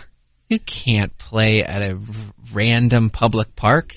Why not? Didn't you guys just go Because then what if I'm out there with my friend fooling around? You can't kick us off. Didn't you go play golf at like a random public course? No. Yes, you did. No, it was all set up ahead of time. We had times. It was a country club. Okay, but you went off school grounds to go play. Yes, but it was like we had the time. Yeah, so set they up. could do it was that. Reserved. They could do that. They could go to and we still tennis had clubs. To defer if a club member wanted to play through or jump ahead or skip us with tee times. Like we had to give them that respect and that right. That's just so boys could play football. Was there a big crossover of guys on the golf team that were also playing on the football team? No, zero. But but not golf. You're talking about tennis. Or tennis, same thing. Tennis. Yeah, same thing. But they would be able to pull into like the Milburn Racket Club and be able to knock the ball around a little bit. I think the Racket Club burnt down. I think it did. Are you really referring to the Racket Club, like the actual place? Yes, the Milburn Racket Club. I think it was Short Hills Racket Club. Maybe it was. I just remember I used to pass it if I'd go see Aunt Wendy and Uncle Myron. They're Jewish, but I would have to pass it going to see them. Oh, you know what? Thoughts and prayers for the Racket Club that burned down. That's sad. Oh, well. All right, let me do this. I got to take a quick break. Are betting 1,000. Yeah, I know. Why? I didn't do anything wrong. Nobody got hurt. I don't know that to be true. All right, let me do this. Let me take a quick break. We'll come back. Diane's got some news. After that, a brand new Elliot in the Morning promotional announcement for you. We'll get into all of that next. Lester, just 10 seconds. We need to take a break, and when we come back, the anger brewing in America. Elliot in the Morning. Let's get into some news, please. 3 American contractors missing in Iraq. The State Department working with the Iraqi government to find them. Apparently the 3 were some sort of contractors. They're not sure if these were security contractors or contractors that were currently working in Iraq. They are treating this, again, as a possible kidnapping. In case you missed it last night, Hillary Clinton, Senator Bernie Sanders, and former Maryland Governor Martin O'Malley facing off in the last Democratic debate before the Iowa caucuses and the New Hampshire primary voting. Hillary Clinton attacking Bernie Sanders' record on gun control as well as his universal health care proposal, while Bernie Sanders actually went after Donald Trump on climate change. It is beyond my comprehension how we can elect a president of the United States, somebody like Trump, who believes that climate change is a hoax invented by the Chinese. But like you said, all the reports that you've seen says it was Bernie's night. It was the Bernie Sanders show last night, correct. And Donald Trump is going to be speaking at Liberty University later on today.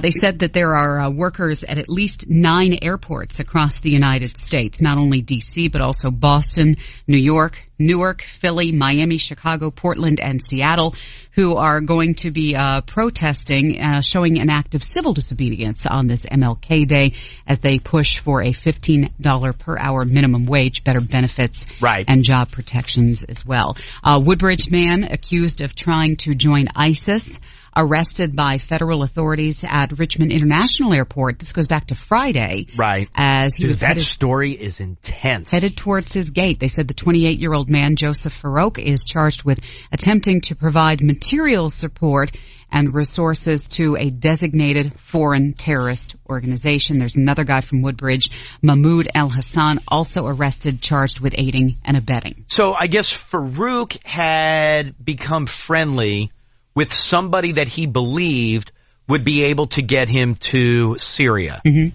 And, well, he didn't know, but that guy was an informant for the FBI. So they worked over time to make him comfortable. And Farouk's plan, because even though he's from Woodbridge in Northern Virginia, his plan was that he thought it would be kind of easier to fly undercover if he went to Richmond International Airport. Mm-hmm. So he was going to go from Richmond to Chicago, Chicago to Jordan. And that was going to be his trip.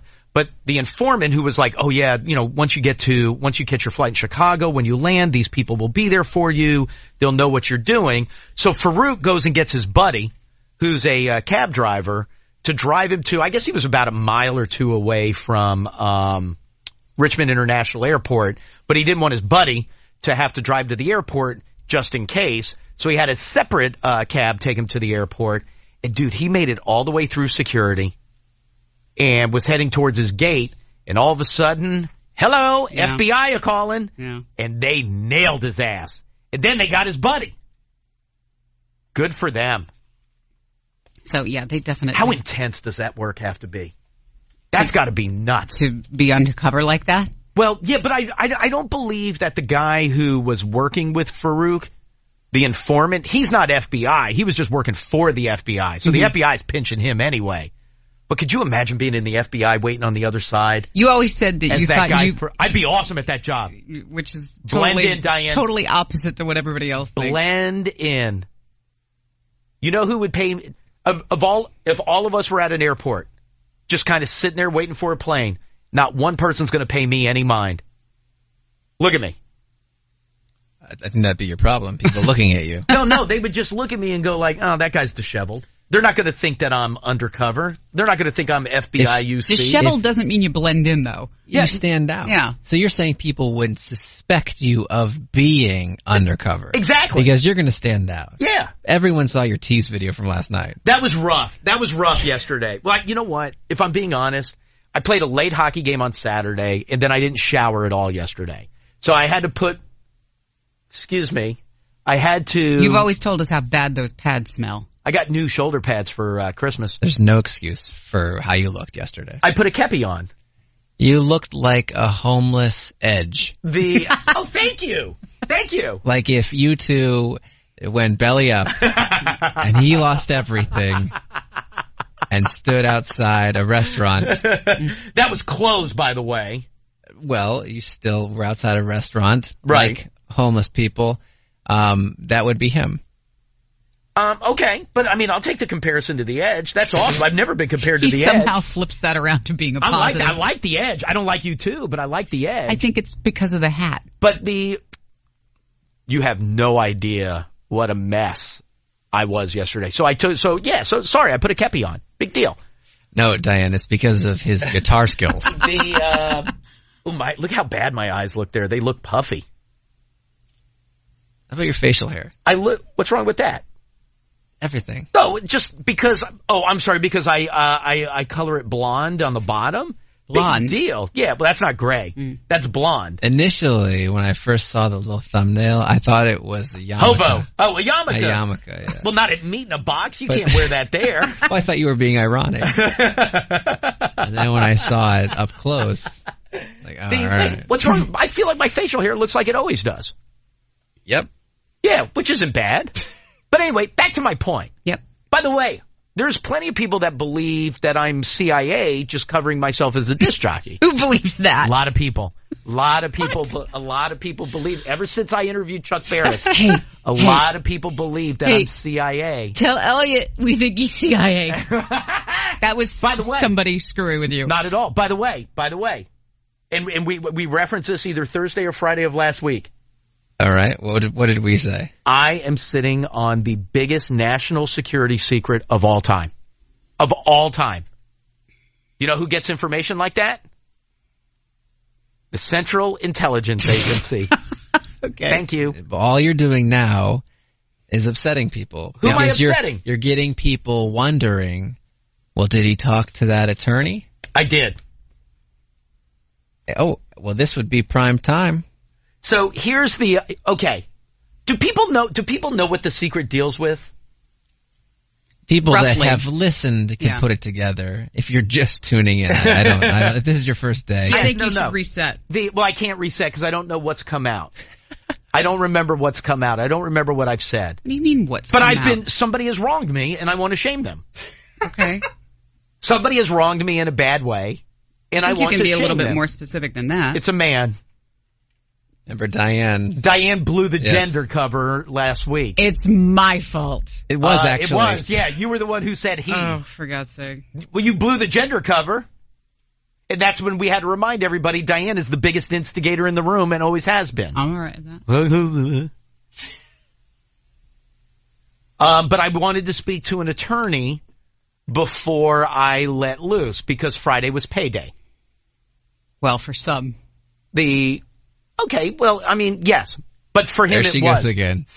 She can't help herself. For him, it was. I know that. Mm-hmm. But I've been wronged, and now I want to shame because I'm tired of being kind and patient.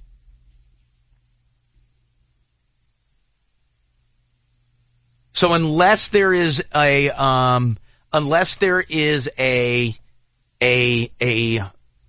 reach out, a contact, a communique today, I think tomorrow I have to let loose with the yellow juice. Okay. The only question is, can I tell you this? The only hesitation is? Well, I know one of them. What's that? How the person maybe would need to contact an attorney on his or her end. The question was shame by name. Come on. I can make it very clear who it was without ever saying a name. Can you? 100%. 100%. I feel like that might be disappointing to people. Then you know what? I'm going to shame the name. Let me call an attorney again today. I'm going to need to talk to a lawyer. It's a holiday. No, you know what? There's your excuse. They were closed. Bank holiday. But you know what? My cell service wasn't shut off because of a bank holiday. There could have been a communique. That's the term that we use at the Central Intelligence Agency. By those standards, I should have heard something. Yeah. And by the way, this has gone on way too long. Way too long. I'm going to dig up the date today too. I'm going to come in fully prepared to let loose. And the reason I haven't done it previously to now is because Tyler said something to me, because everybody in the room knows exactly what it is, to the point that they taunt me and mock me for it. Diane. And a little Kaylee. We all do. mostly Diane and Kaylee, mostly you. Oh, look who he's at this event. I've tried to be supportive. Okay. No, you haven't. Compared to them? Diane essentially comes over with gasoline and a lit fire every day. However, wait, what was I, No, but I want to get the exact date that everything went down. Oh, no, I would have come clean with this earlier, except Tyler said something a couple months in that set me off, where you said everybody's going to get mad at me and not at him. And think that I'm being too... Like petty. Nobody's going to say I'm being petty. Well, it depends how it's executed. Well, I'm going to tell the story. As T.J. Miller said last night during the Critics' Choice Awards, how awful a host was Ricky Gervais. I thought that was weird. When he made us feel bad for Mel Gibson. Okay, all right. That's a so if a I warning. make people feel bad for him, if you go too hard, even though we know it's built up, it's like a dam. Right? No. Oh, and I'm getting ready to explode, Diane. I'm getting ready to explode. No, but you know what? People will hear the original lie that he told me, and if they don't believe that that's a lie, then I'm a big dick. That really is it. That really is it. Anyway. Let me get in touch with a lawyer. But that doesn't take away from well, I'm CIA. People believe that. And I'd be awesome working FBI, UC. Oh, that would be awesome. Anyway, I'm sorry. Go ahead, Diane. Mexican drug lord El Chapo underwent a pretty intense surgery in the months that he was on the run from authorities to help fix his erectile dysfunction. A report in a newspaper said that doctors noticed scars on his back, hips, and around his reproductive system that were indicative of such an ED procedure. The surgery reportedly took place in Tijuana, where they always tell you don't ever go there for any sort of surgery. There is a lot of Netflix news that has been coming out in the past couple of days, including the possibility of another season of Making a Murderer. Right. Wait, not the same case, just a different, like Serial. Producer leaving the door open for a follow-up when they were talking to the Television Critics Association during a big tour event over the weekend, saying the story is ongoing, these cases are open, but it's real life. You don't know what's going to happen. Right. So kind of leaving the door open there. By the way, I was reading something else about Serial this weekend. God, what a big bomb that thing has turned out to be. People not into the Bo Bergdahl stuff? People aren't into it, and now that they've gone bi-weekly, it's hit the crapper. Also, new teasers for the upcoming 4th season of House of Cards. Orange is the New Black premiering yesterday. House of Cards going to be out March 4th. The new season of Orange is the New Black will debut on June 17th. Also, promoting his new Netflix show, Judd Apatow did not rule out a revival of Freaks and Geeks, saying, you never know. It could happen. Fox is going to bring back Prison Break and 24. Prison Break returning with its original stars. That's Wentworth Miller and Dominic Purcell. 24 will have an all-new cast, meaning Kiefer Sutherland is He's not done, right. Yeah, there's 2 shows I don't care about. Hey, can people in Chesapeake, Virginia hear me? Would they be able to hear us at all? I would think maybe. Okay, I did get an email from somebody, and I need to apologize. I don't have the name of the 6 massage parlors that were raided and shut down. I apologize. I just know that 6 of them were 10 people were arrested during there was raids on 6 massage parlors in Chesapeake. But I apologize. I don't know which ones. Somebody had sent me an email asking if I knew which ones they were. I don't have them, but they were, Jack Shacks. Okay. That's what they are. Put it in our terms. Oh, you know what? Here we go. Update. Massage Elite, Pure Massage, Harmony Massage. No kidding. The Asian Dream Massage got it. Oh, thank you for coming to Sunny Spa and Massage Time. All 3 of those. They, in the article it says some parlors were going too far, massaging erogenous areas. So yeah, just know, now there's your names. Now they're out. And Steve Harvey going to put it all on the table in his 2-day event called Miss Universe, The Truth. Here he is talking about the fallout after what happened back several weeks ago. And then, my kids, man, people don't understand the damage of social media. You know, your kids go through this, your wife go through this, everybody. You know, death threats against your family. I can't let my kids go nowhere. So, speaking with he's getting death threats? He said after that happened, he couldn't sleep. He said he went to bed at 12:30 and woke up at 2:30, and he was just completely, distraught. So he missed a night's sleep. He should. He embarrassed himself on national television. But everybody had fun making the memes and all that stuff, but then he said people got really mean and were making death threats to he and his family. Yeah. Get called disheveled and homeless every day. Yeah. I'm, you know what? I feel his pain. So, you get 2 days of this today, today and tomorrow on his television show. Also, who was it on our group text that said he got a car or something for his birthday? Oh, Diane. I had it on Friday. That was his birthday show? And now it's time for just one more thing. And his family came out and why is he putting his family on television if he's afraid to have them out of the house? His wife gave him a Bentley. Shut up. It's beautiful. It's huge. Well, you know what? Now I do feel bad for Steve. Things must be really rough at the Harvey home. He does okay. Who? Becky Dan? I was waiting for Becky. So your AFC and NFC championship games all set for this coming weekend. Panthers will play the Cardinals, and the Patriots will be playing the Denver Broncos. Of course, Peyton Manning getting a lot of love for giving the game ball to Demaryius Thomas, whose mother was there to see him play football for the very first time because she was just pardoned after serving time on a drug conviction. Coaching news from over the weekend: Titans hiring Mike Mularkey as their head coach. So he will serve as their interim head coach, or had been serving after. Right. So they just removed the tag. Was fired. Yeah. And then the Ravens have hired former Vikings head coach Leslie Frazier to be a coach for their secondary. Congratulations, Justin Williams, with his second career hat trick last night to lead the Caps 5-2. That was a good Rangers. game last night. That was pretty solid. That was good. Kings have signed Anze Kopitar to a new 8-year contract extension, $80 million, including a $9 million signing bonus. Good for him. Holy crap. Nationals avoiding arbitration with several players over the weekend. They'll put Steven Strasburg $10.4 million for this upcoming season, also reaching deals with Danny Espinosa, Anthony Rendon, and Ben Revere. And the Royals have signed free agent Ian Kennedy, the pitcher, over the weekend. 5 years, $70 million for him. And by the way, just real quick, going back to hockey for a second, John Scott was the guy who got voted in as a joke to be an all-star captain, was playing for the Coyotes, and they got demoted to the minors.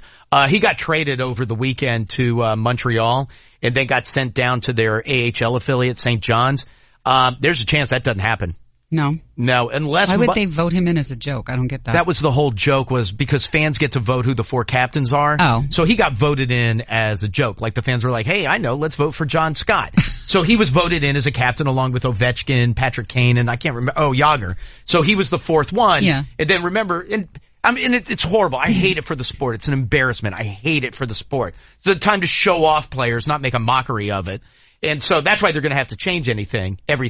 And then remember, last week he got sent down by the Coyotes, and the Coyotes had said, we'll recall him so he can go to the All-Star game. Well, now that he's been dealt to Montreal for Jared Tenorti, who grew up in Annapolis, mind you, Montreal doesn't give a crap. They're like, I don't care if he ends up going to the All-Star game or not. That's not why we made the deal. So as it turns out, he may not end up going to the All-Star game. So we'll see. I hate the whole thing. Bulls lost Joakim Noah to a separated shoulder over the weekend. He will be out for 4 to as long as 6 months. The Wizards playing their MLK matinee game today against Portland. That tip-off is at 2 o'clock. You get more matinee games today as well. Knicks and the 76ers. The Pelicans are in Memphis. The Bulls will play the Pistons. Orlando is in Atlanta. And congratulations to Katie Ledecky once again, smashing her own world record in the 800-meter freestyle. God, she's unbelievable. That is a look at your news and sports. VIP happy hour of the year. Sold out Jack's Mannequin Show. 866 to Elliot, 866-235-5468. Hi, Elliot in the morning. Elliot. Hey, who is this? This is Pat. How you doing, bud? Pat, I am fantastic, my friend. Next Wednesday night, I hope you will be able to join us. I'll be there with bells on. Dude, that's going to be fun. That's going to be a good time. So listen, you get tickets to the sold-out show. That's the most important thing. Also, passes to join us for a little VIP happy hour. We'll get you a couple of drinks. We'll get you in before the rest of the crowd gets in, and you get to meet you'll get to meet Andrew and the rest of the band. Oh, that's awesome. I appreciate that, Elliot. Absolutely. So listen, you hold tight 1 second for me. Kaylee will get some info from you, and I'll see you next Wednesday, all right? See you Wednesday, bud. Thank you very much. Hey, you got it, dude. Hold tight 1 second for me. Please remember, if you need any info, Facebook.com/EITM online. But every day this week, and then Monday, Tuesday, and Wednesday of next week, you will win your tickets to see Jack's Mannequin. And again, it's their 10 years in transit tour. Sold out. Completely sold out. Sold out the second it got announced. So you get tickets to the show and then passes for our VIP happy hour. And you get to meet the band. And like I said, if you need any info on that, Facebook.com/EITM online.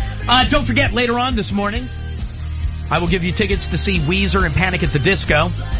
Those tickets don't go on sale until Friday. So this week you will win those before you can buy them. Real quickly. Tell me if you're envious or not. They believe that this girl is maybe the only person in the world who has this. I don't even want to call it a condition, because that makes it. Well, I'm leading. She's the only. How do I say this? The only girl in the world, person in the world, who may have this. There have been other people who have part of this, but they think that if she's not the only one, there can't be more than a handful that have all of them. Are you ready? Yep. Number 1. She doesn't eat. She eats because she has to, not because she's hungry. But she only eats because she knows that if she doesn't eat, she'll get obviously very sick. Mm-hmm. So she only eats. So she never feels hunger. Never feels hunger. Never feels tired. Only sleeps because she knows that she has to, but doesn't sleep because it's like, whew, man, I'm tired. I could really knock out a nap or a good night's sleep. Does it say like when she does sleep, how long she sleeps? No, just until she wakes up. She's okay for a couple hours? Oh yeah, no. It's not like once she goes down, she's down for, no, not at all. Doesn't feel hunger, doesn't feel tired, and doesn't feel pain. I'm like, win. How awesome is that? Feel like you could really hurt yourself. Now, yes, that does come up. However, well, they say one of the reasons that she does, at one point, she got hit by a car, dragged, completely fine, just a scratch on her lip. So, like, does she have, like, no nerves? She doesn't feel pain, or she doesn't, No, she can't experience getting hurt. She just doesn't feel the pain. But they think one of the reasons that she doesn't get hurt, well, twofold now. Obviously, when she was much younger, they would have to be careful. But she knows now, like, listen, for example, you've never broken a bone, right? You've never felt that pain. But you know, if you do something. Finger and toe. Right, okay. And rib. Okay, maybe that's a bad example. You've never been hit by a car. No. Okay. So you don't know what that feels like. But you're smart enough to know that you can get really injured if you got hit by a car. So she knows that she can break bones. She knows that she can get hurt. She knows that she could die. She just doesn't feel the pain. So she was in the car accident just lucky to walk away with. Exactly. It's not like she's and they credit that bionic. Well, they call her bionic. No. They do. Mystery of bionic girl who doesn't eat, sleep, or feel pain. I wouldn't. I accepted it when they said that the guy with the penis had a bionic willy. Right. It was the headline, Diane. But this, I wouldn't use bionic for her. Well, they do. They do. They call her the bionic girl. Okay. They call her the bionic girl. It's hip right now to use that. It's However, so yes, she can experience harm. She just doesn't feel it. And by the way, they credit her not feeling anything because she never tenses up. Like, you tense up when it's like, oh, yeah. She never tenses up, which is why there's been instances where she's been in situations where she could have gotten really hurt, but she never did. But I thought you Other said than, like, she gets scraped up. She knows the consequences, even though she may not but when she feel was it. younger, she may not have known. Now But she wouldn't knows. you still get tense? No. You get tense because you're like, oh, this is going to hurt. And But she doesn't still feel get pain. hit by a car and die. Yes. Yes. Well, that would But give me anxiety. If there was a car coming, she wouldn't be like, it's going to hurt. She might be like, I could die from this, but she doesn't tense up out of pain. And by the way, Did you mention how old she is? 7. I think that Is she 7? Yes. I think that's a major player in that. It's awesome? Yeah, well, no, but I mean, as an adult, I want it as an adult. You are more apt to, like, you've felt that pain before. No. You know what I mean? No, there's people walking around every day who have never been struck by a car and have never felt that pain. Okay, but they've had other things that are comparable, perhaps, to what that level of pain might be. But if I sat you down and said, if you jump off a 9-story building, you're going to break something. Mm-hmm. You've never experienced that pain. You've never experienced shattering your femur. Right. So you don't have that experience. But I can explain to you, you could cause serious damage to yourself. Therefore, I shouldn't jump off the 9-story building because I'll break my legs or I'll die. Well, as an adult, you've got the benefit of reason, maybe that a 7-year-old wouldn't have. Okay, but I don't think you don't jump off the building because you don't want your legs to hurt. You don't jump off the building because you don't want to break your legs or die. It's not because you don't want to experience the pain of it. It's because you don't want the damage that goes with it. Right. Completely different. You know the only part of it that sucks? I can think of a lot of parts. But we agree. 70-30, it's great. I would say that. She'd go 3 days without sleeping. We come across people like I you would said, love that. Love that. who maybe can't feel pain. Right. Or who don't need to eat. And they or say who don't need to sleep. That it's not common. There's far more people who have one of those three. It's very rare that you would package all three. Exactly. In those cases, I feel like we come to the conclusion, thanks to callers, that sucks. No. And she's got all of them. She's like a bionic girl. She is. They call her that. Mystery of Bionic Girl. By the way, the only one of those that I don't want is not feeling hunger. I want to feel hunger. That's what makes me want to eat. I bet she's horrible to eat with. Well, they said I guess I'll just eat it. No. You especially her being a kid, like you have to eat something. Even though you're not hungry, you have to eat something. Right. I'm planning now for what I want for dinner. Like I start thinking about that. The second I wake up, I start plotting. You wake up in the morning. I know exactly. You get up at like 2 o'clock in the morning and you're thinking of dinner? I thought you said plopping. No. Oh, I do that too. Like you're clearing out space. While I'm plopping, I'm plotting. Yeah. No, I can tell you exactly what I'm having for dinner. I know exactly what I'm having for dinner. What? It's what I wanted to have for dinner last night. What's that? And by the way, mind you, I had a backup plan for dinner last night. I told you, I want to try that new sushi place that opened up by the State Theater. In Falls Church, Takumi. I want to try it. I'm dying to try it. It's right by Meat in a Box. But it was closed. But in my head, I was like, if they're not open today, I'm going to go to, and the name of it is, the Latino Chicken Place in Loman's Plaza. So that's where I went. I had a backup plan. I scheduled my day out around it. So I know today, I'm going to, because I read the sign, I'm going to Takumi Sushi. Sushi. Whatever. I hope it's good. I feel bad, though, like I'm cheating on Yamazato. But whatever. I'll still go to both. And, by the way, I killed some Thai food over the weekend. You know where I went? Dungrats. I love Dungrats. Oh, Dungrats is awesome. Mm-hmm. You know who's a big fan or used to be a big fan of Dungrats? Mrs. Grohl. Oh. Mother Grohl. Not the wife, the mother. Yeah. Huge fan of Dungrats. Dungrats awesome. I ate some ramen thing. Man, that was good. Spicy. But yes, so anyway, that's the one that I wouldn't want is not feeling hunger. Because I like plotting out what I'm eating. Plotting, yes. Like I know I'm having Italian for breakfast.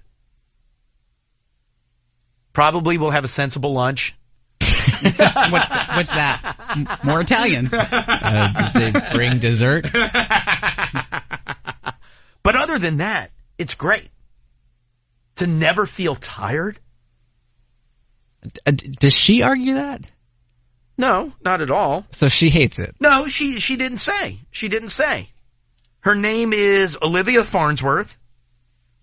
She stunned medics when they discovered she has a very rare condition which stops her from feeling hunger, fatigue, or pain. It is thought she could be the only person in the world to exhibit the 3 symptoms together. Says she's usually happy, but can occasionally have a violent outburst. Okay. But, by the way, she's 7? She's 7. Every 7-year-old can have a violent outburst. I can make a 7-year-old have a violent outburst. So those symptoms are outward. Like, what else have doctors discovered about her condition? Like, what's going on inside her? It's just a chromosome thing. But are there other things that are happening that it's easy to not identify the rest with? Of her body's fine. But process, eat, sleep, and pain. Is there something going on inside that is of concern? Not to me. No, I don't read anything in the article where they're like, well, she's like, she's not getting the nutrients. I think it would be... her parents obviously, because she's not old enough to make those decisions for herself, but her parents are like, they make sure that she eats the right things. Yeah. I think it would be better. Do that. It would be better to do that. Have this as an adult. Well, I have to get it as a youth. I'm a bionic girl to become a bionic woman. Oh, to have it as an adult would be the sweetest home run of all time. Like, you would never bang your knee on a counter. And if you did, F it, who cares? No, you would, though. I don't understand. No, you would, but like you're not feeling it, but you've potentially done damage. What? I gave myself a bruise. I didn't. And then you're walking around with a bruised knee with maybe like ligament damage. No, you don't get ligament damage from bonking your knee. And then over time, your patella fails. Stop. I'm just saying, that's what you're not. Yes, she doesn't feel the pain initially. Right. Okay, but you go through daily bumps and bruises that don't cause any damage to your system. They said, did you see the picture of her where she almost lost her lip because she fell so badly? Okay, she bleed out? She didn't know she was bleeding? I mean, they said, thankfully, the mother was there, and she had to have plastic surgery. Okay, and yes, that's what I said. When you're a kid, it might be a little bit harder. Think about when, we all have kids. Mm-hmm. When you're trying to get the root of where it hurts on a kid. And they're maybe lying to you because they don't want to go to the doctor or they're afraid of whatever the next step would be. Right. It's so goddamn frustrating. Okay, when they're infants, but once they get older than that. No, even when they can still talk about it, but they're hemming and hawing. No. Yeah, that's frustrating. But because she then you can't just tell you because she doesn't know. Okay. That's scary.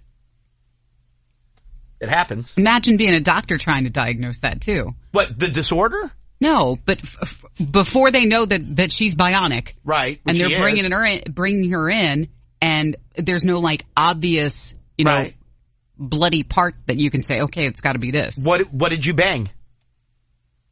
I mean, a few things. Okay, like what? My elbow. Okay, then I'm going to look at your elbow.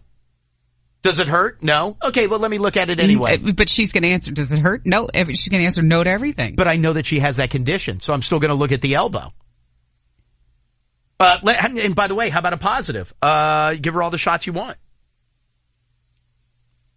What, vaccines? Yeah, she can't feel that. Yeah, but I'm talking about a blow to the body that causes internal bleeding. What internal bleeding? What happens. Blow to the body? Okay, and then by the way, I would say to her, hey, I know you don't feel anything, but where did you get hit? And she'd go, oh, my ribbies. And I'd go, okay, let me take a look. Problem is solved. Oh, she's not feeling it. So there's going to be But she still knows that she got hit. Yeah, but she's a kid. This is not good. Okay, so once I feel horrible for her. Oh, I don't. Okay, so maybe you have a small window where you have that problem. But now she's 13 and she can tell you that she has her whole life to live never being hungry, tired, or feeling pain. Fantastic. Could you imagine never being tired? I spend my entire life tired and plotting meals. As an adult, it's like win-win-win. Yes! He eats because he wants to stay awake, but he's awake because he wants to eat. By the way, I do. So, people hunger eat. Oh, my God. Yeah, of course. Or I'm tired eat. Yes, and it's all bad. You want carbs and sugar. It's horrible for you. Well, it depends on what you have laying around. I mean, listen, if I had nothing but kale and fruit laying around, I'd probably eat that. Most of the time it's not. Pop-Tarts. I love there was a Pop-Tart. a tweet yesterday that said even kale is bad for you. Well, I would never eat kale. I was just using that as the example. I don't like kale. And yes, kale's bad for you. That's why I eat seaweed and cricket flour. Where am I going, Kaylee? Line 3? Newish Jewish. Hi, Elliot. Good morning. Hey, is this me? Yeah, hi. Who's this? This is Rob from Salem. Hey, what's going on, dude? Hey, so I understand she's young now, but in the premise that she's going to grow older, if she can't feel pain, can she feel pleasure? I'm going to have to say yes. Well, no, because, I mean, if it's a physiological thing where she can't feel pain, she's not going to feel pleasure either. Why do you say that? Because if it's something to deal with the nerve endings, not feeling pain, then the nerve endings will not register pleasure either. Oh, I disagree. It's a thing where the nerve endings aren't doing what the nerve endings are supposed to do. Yeah, but you don't know that it's a nerve ending thing. I don't know that it's a nerve ending thing. But wouldn't they say can't feel pain or pleasure? Well, that's what I'm saying. You don't get one without the other. That's not true. What I'm saying. If you don't have one, you don't get the other either. Well, you're making an assumption. Well, yeah, I mean, that's based off of physiological science, though. Yeah, but you don't know that it's based on physiological science. She may just not feel pain, but she may feel pleasure. Like she may be able, I mean, listen, I hesitate to say this because of youth, but when she's a woman, she may be able to feel an orgasm. Oh my God. What? No, I'm being serious. What? Why is that bad? Being serious, though, yeah, that's why, that's pretty much where I was at, too, was if she can't feel the pain of life, then can she feel the pleasure of life? I'm going to say yes. The pleasure of life, that kind of sucks. I'm going to say she can. Yeah, I'm going to say she can, because if not, the article would have said that downside, can't feel pleasure. It's an extremely metaphysical argument. He's taking what some deem the problem of God to the bedroom. Zachary Trout, who you'll recall is the one that blew up Diane's Dodge Charger spot on Friday, writes, what about like your appendix going? What about it? Well, you could die from that, right? Can I ask you this? And isn't the pain the tip-off? Well, pain's the tip-off to a lot of things, like a kidney stone. But you probably have other symptoms other than just pain. What did you get taken out? Gallbladder? Yeah. Nah, it's nothing. No. I mean, I'm sure it's painful, but you don't die. But like, if your appendix goes, don't you piss blood? I don't know. I mean, I don't need to feel pain to know that there's something wrong with my urine. You just hear people can die from a ruptured appendix. Yeah, but you could die from a lot of things. Okay, but that, to me, I understand the you could die from not illustration, eating. Yeah. But she knows I have to eat. But but her parents can monitor that. Right. They may not be able to monitor that she may have a burst appendix inside her. What are the other symptoms of a burst appendix? I mean, is it vomiting? Well, I don't know, but if you're vomiting, then there's a non-feeling symptom. Dull pain, loss of appetite. Well, okay. But, oh crap! Nausea and or vomiting. Okay, after abdominal pain begins. Okay, but so she can vomit. Swelling. Yes, I can see that. Fever. Okay, I can tell if she's hot. Inability to pass gas. No kidding. Is that really it? I've never heard that before. Everybody must track now. Everybody must track. You are good. Wait a minute. Did you know that? Call Fitbit. If you don't pass gas. Is that on the Blaze? If you don't pass gas, you might have a ruptured appendix? What else can that mean, though? What, not passing gas? Like, what else is that a symptom for? Can you click on that link? Is that hyperlinked? Let me see. No, it's not. Wait, what did you Sound have? Like Bernie Sanders. What did you have? When you went to the doctor? I had a large amount of retained stool without obstruction. Were you still able to pass gas? I didn't walk in declaring that as a symptom for my... So you were farting at the same time that you have that. It says problem. I don't if you are unable to pass gas, it indicates an obstruction. You make somebody on an airline write a note. That's not me. Wait, say again, Diane? It says the inability to pass gas indicates an obstruction. That's you. Without obstruction. Oh, you're without obstruction. Yes. Right, but you still... The medical report is sitting right here. Pinned on the wall. And what have I told you? If you can't pass gas, it also throws where you get a, what do they call it, an air pocket in your liver. What? Absolutely. Look it up. I don't remember that. Look it up. Air pocket in your liver. It's called fart in your liver. That is. Wait, here it is. Large amount of retained stool without obstruction. It is pinned to the wall. Can I put it back on the wall? Please. Yes. Fart in the liver. That's when you are unable. It's true. The body has to get rid of its gases. It's like anything else. It's why whales explode. The same way you can throw a blood clot, you can throw a fart. It goes right to your liver. All right, let me do this. I got everybody on hold. Kaylee, will you ask these people to hold? What are they calling about? We've covered so much. Well, I would assume how awesome it is to have this condition. And the problem of God. Up next. All right, if you're on hold, don't go anywhere. Give me one quick break. I'll grab a bunch of phone calls next. Call Elliot in the morning. 866-2-ELLIOT. 866-235-54. Coming up a little bit later on this hour, I am going to give you tickets to go see Weezer and Panic at the Disco. They're hitting the road together. Tickets go on sale Friday. So all this week, you will win them before you can buy them. Also, if you're just waking up, we gave you our Elliot in the Morning promotional announcement. VIP happy hour with Jack's Mannequin. Next Wednesday night, completely sold out show. Sold out like that. That's our first VIP happy hour 2016.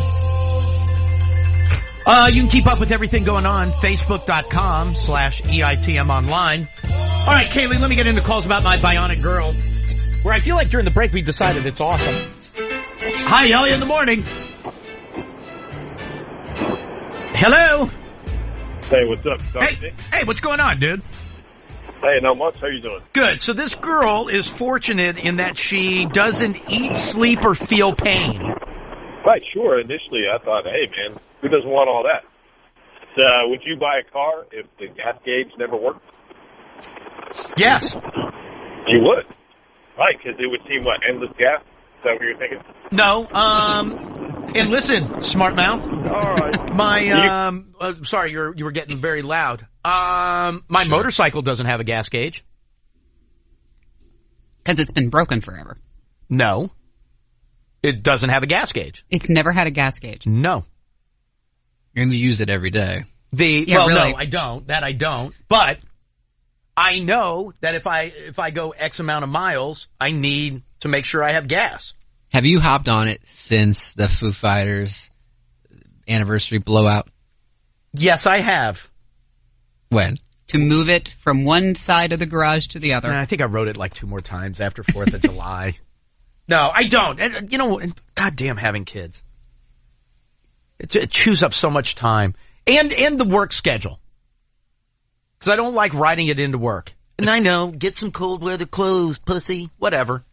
But anyway. I'm going to buy snow pants today. Right, well, why did I say that? Whatever.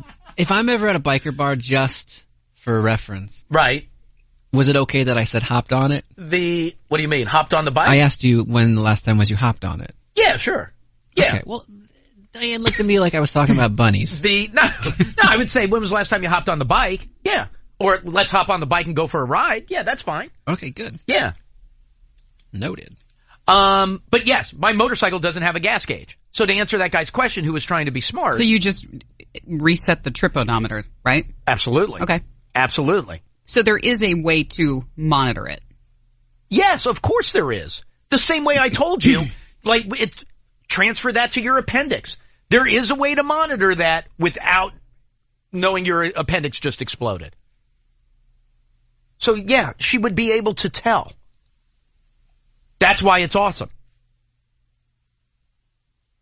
Listen, I woke up in the middle of the night. I don't Thinking about dinner. No. Yes. I don't know. I had to pee. And I never wake up in the middle of the night. But I woke up at 12:30. And I didn't go back to bed till 1:15. And I knew I was only going to as every minute went by, I was like, the alarm goes off at 2. The alarm goes off at 2. I wasn't tired anymore. But I sure as S didn't want to get up that early. Because then I knew it would be it. So I forced myself to go back to sleep. That's all this girl has to do. It's easier for an adult to try to do that than a 7-year-old. Okay, but again, you're saying... And compare it to a rarely used motorcycle. But but what I'm saying is you keep framing this girl as only being 7 or younger. she's going to get older and be able to enjoy the benefits of the condition. Because that's all she's known. I don't even want to call it a condition, but that's what it's called. She's bionic. Yes, young, go to bed. But kids do that. My kids will say they're not tired, and as soon as you tell them to go to their room, they fall asleep. Sometimes. Same thing. You've never laid down to make yourself sleep? Wait, I'm confused. Like you're not tired, but you're like, I know I have to get some sleep, so you purposely make yourself lay down?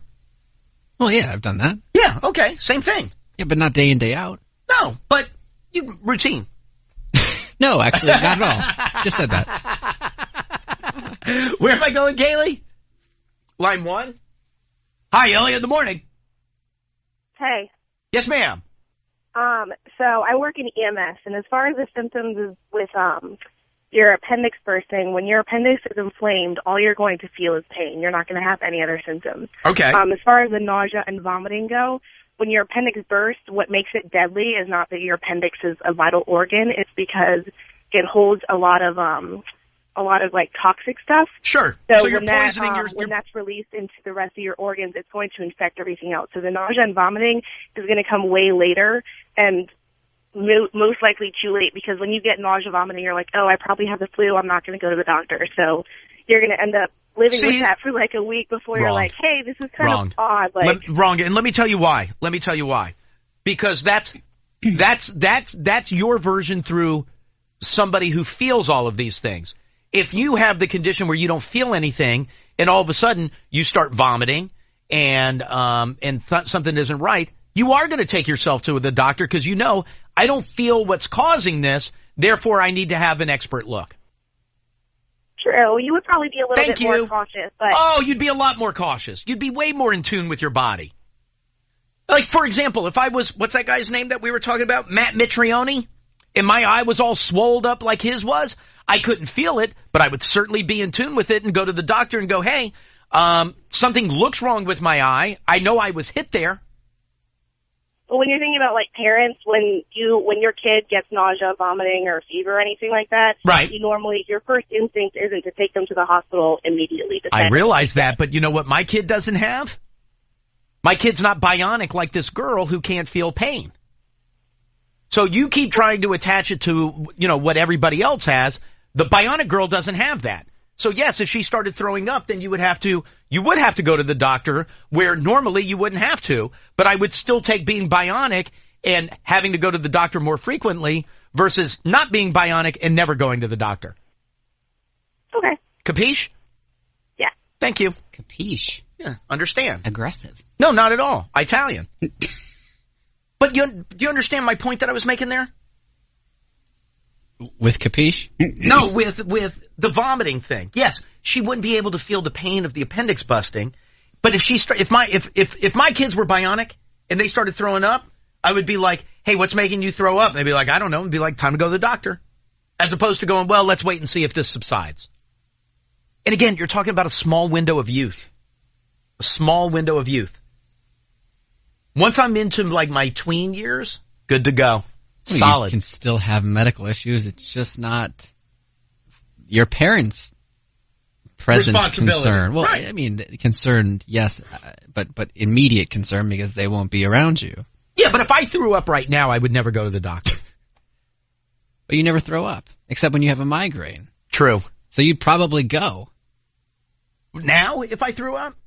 No. If you started violently vomiting. Right now? Yeah. I'd probably wait a day, too. And just assume that I'd gotten some bad food or something like that. Although I never chuck. Although if I had dropped to my knees because of a kidney stone, I'd go to the doctor.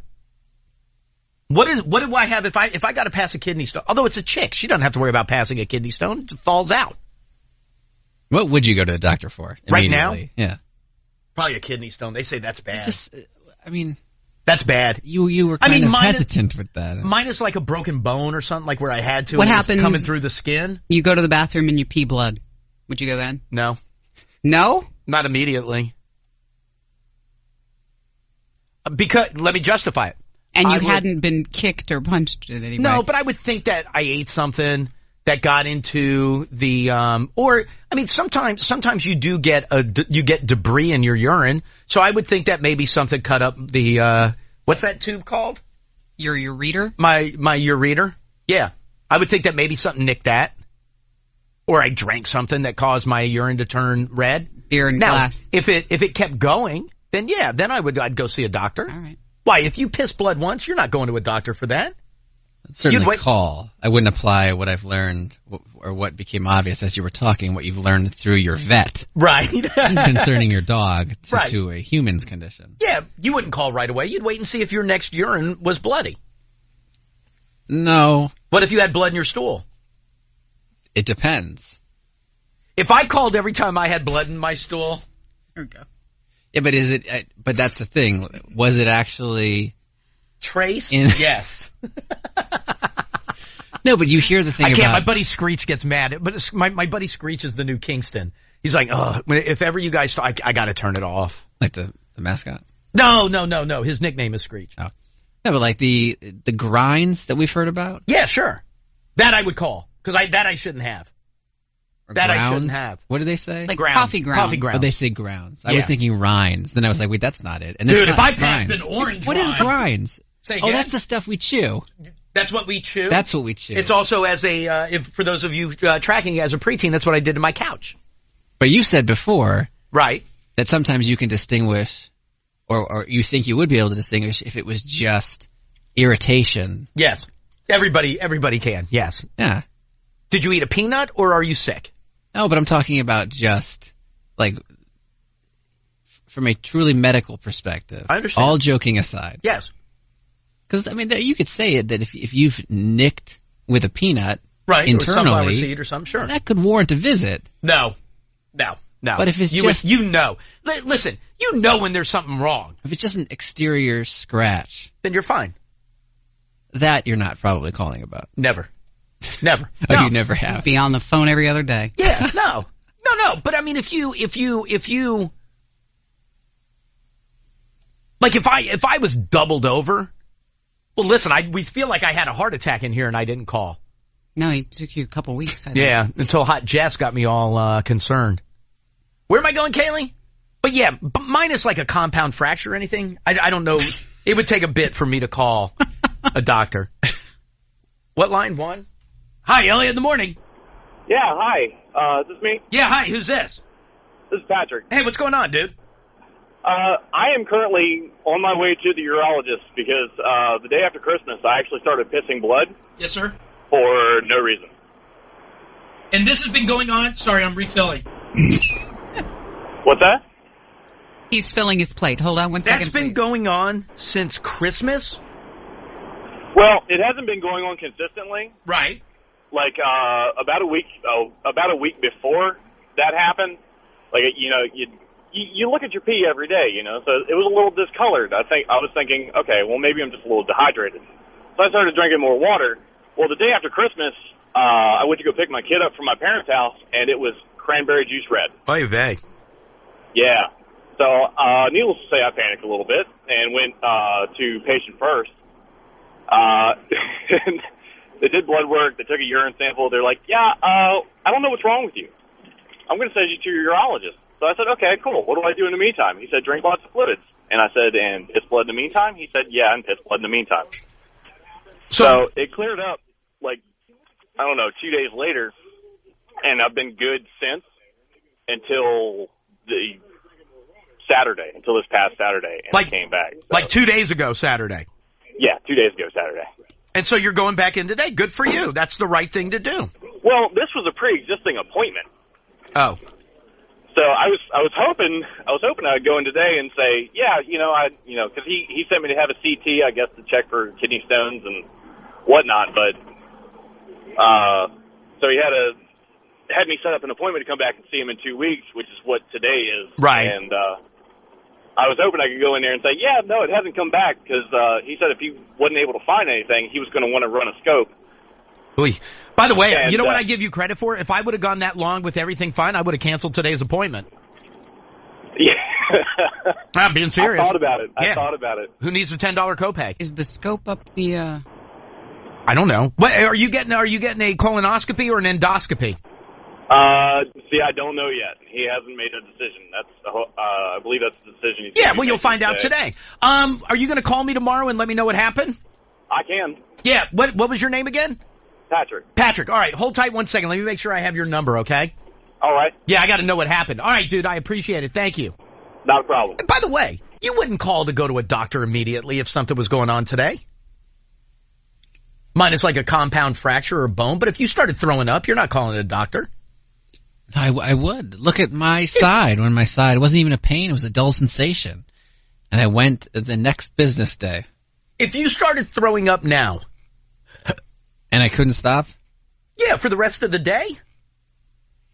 Yeah, I would probably call. You would just think you ate something bad. If it felt like that, sure. If it felt like a well, that's all that it is. You're vomiting.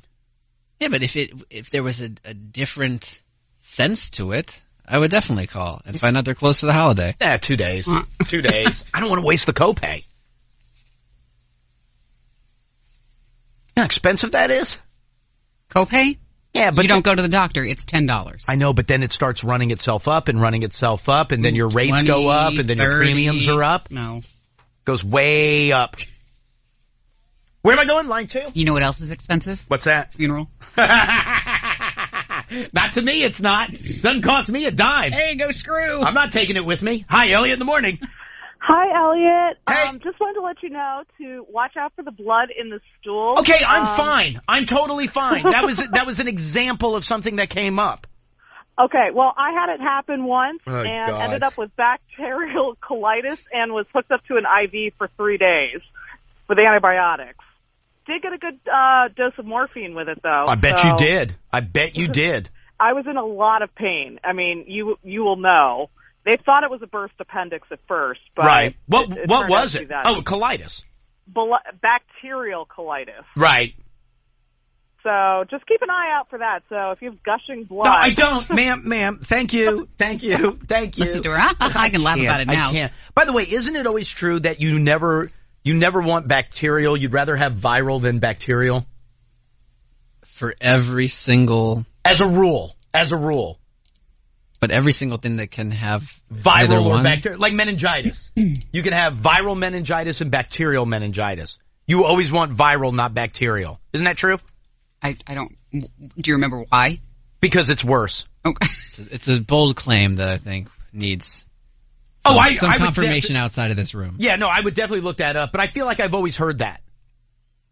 As a rule, you'd rather have viral than bacterial. Viral can be taken care of. Bacterial is horrible. Oh. Yeah. All right, let me do this. Let me take a quick break. It's Elliot in the morning.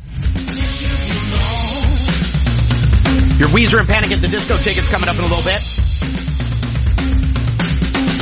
Also, don't forget, we gave you our details on our VIP happy hour with Jack's Mannequin next Wednesday night. Facebook.com/EITM online. Hey, did you guys see the thing that it's a Russian inventor guy? Did you see what he invented? No. He took the next step. I wish I could remember. Semenov. I can't pronounce his last name. He filed a patent for it. I was watching the video over the weekend. It's awesome. What's it called? Yeah, well, it doesn't have a name yet. Well, I'm sure it does have a name. I don't know what the name is. Semenov. Oh, that's the guy's name. That's the guy's name. Yeah. Call him Varley.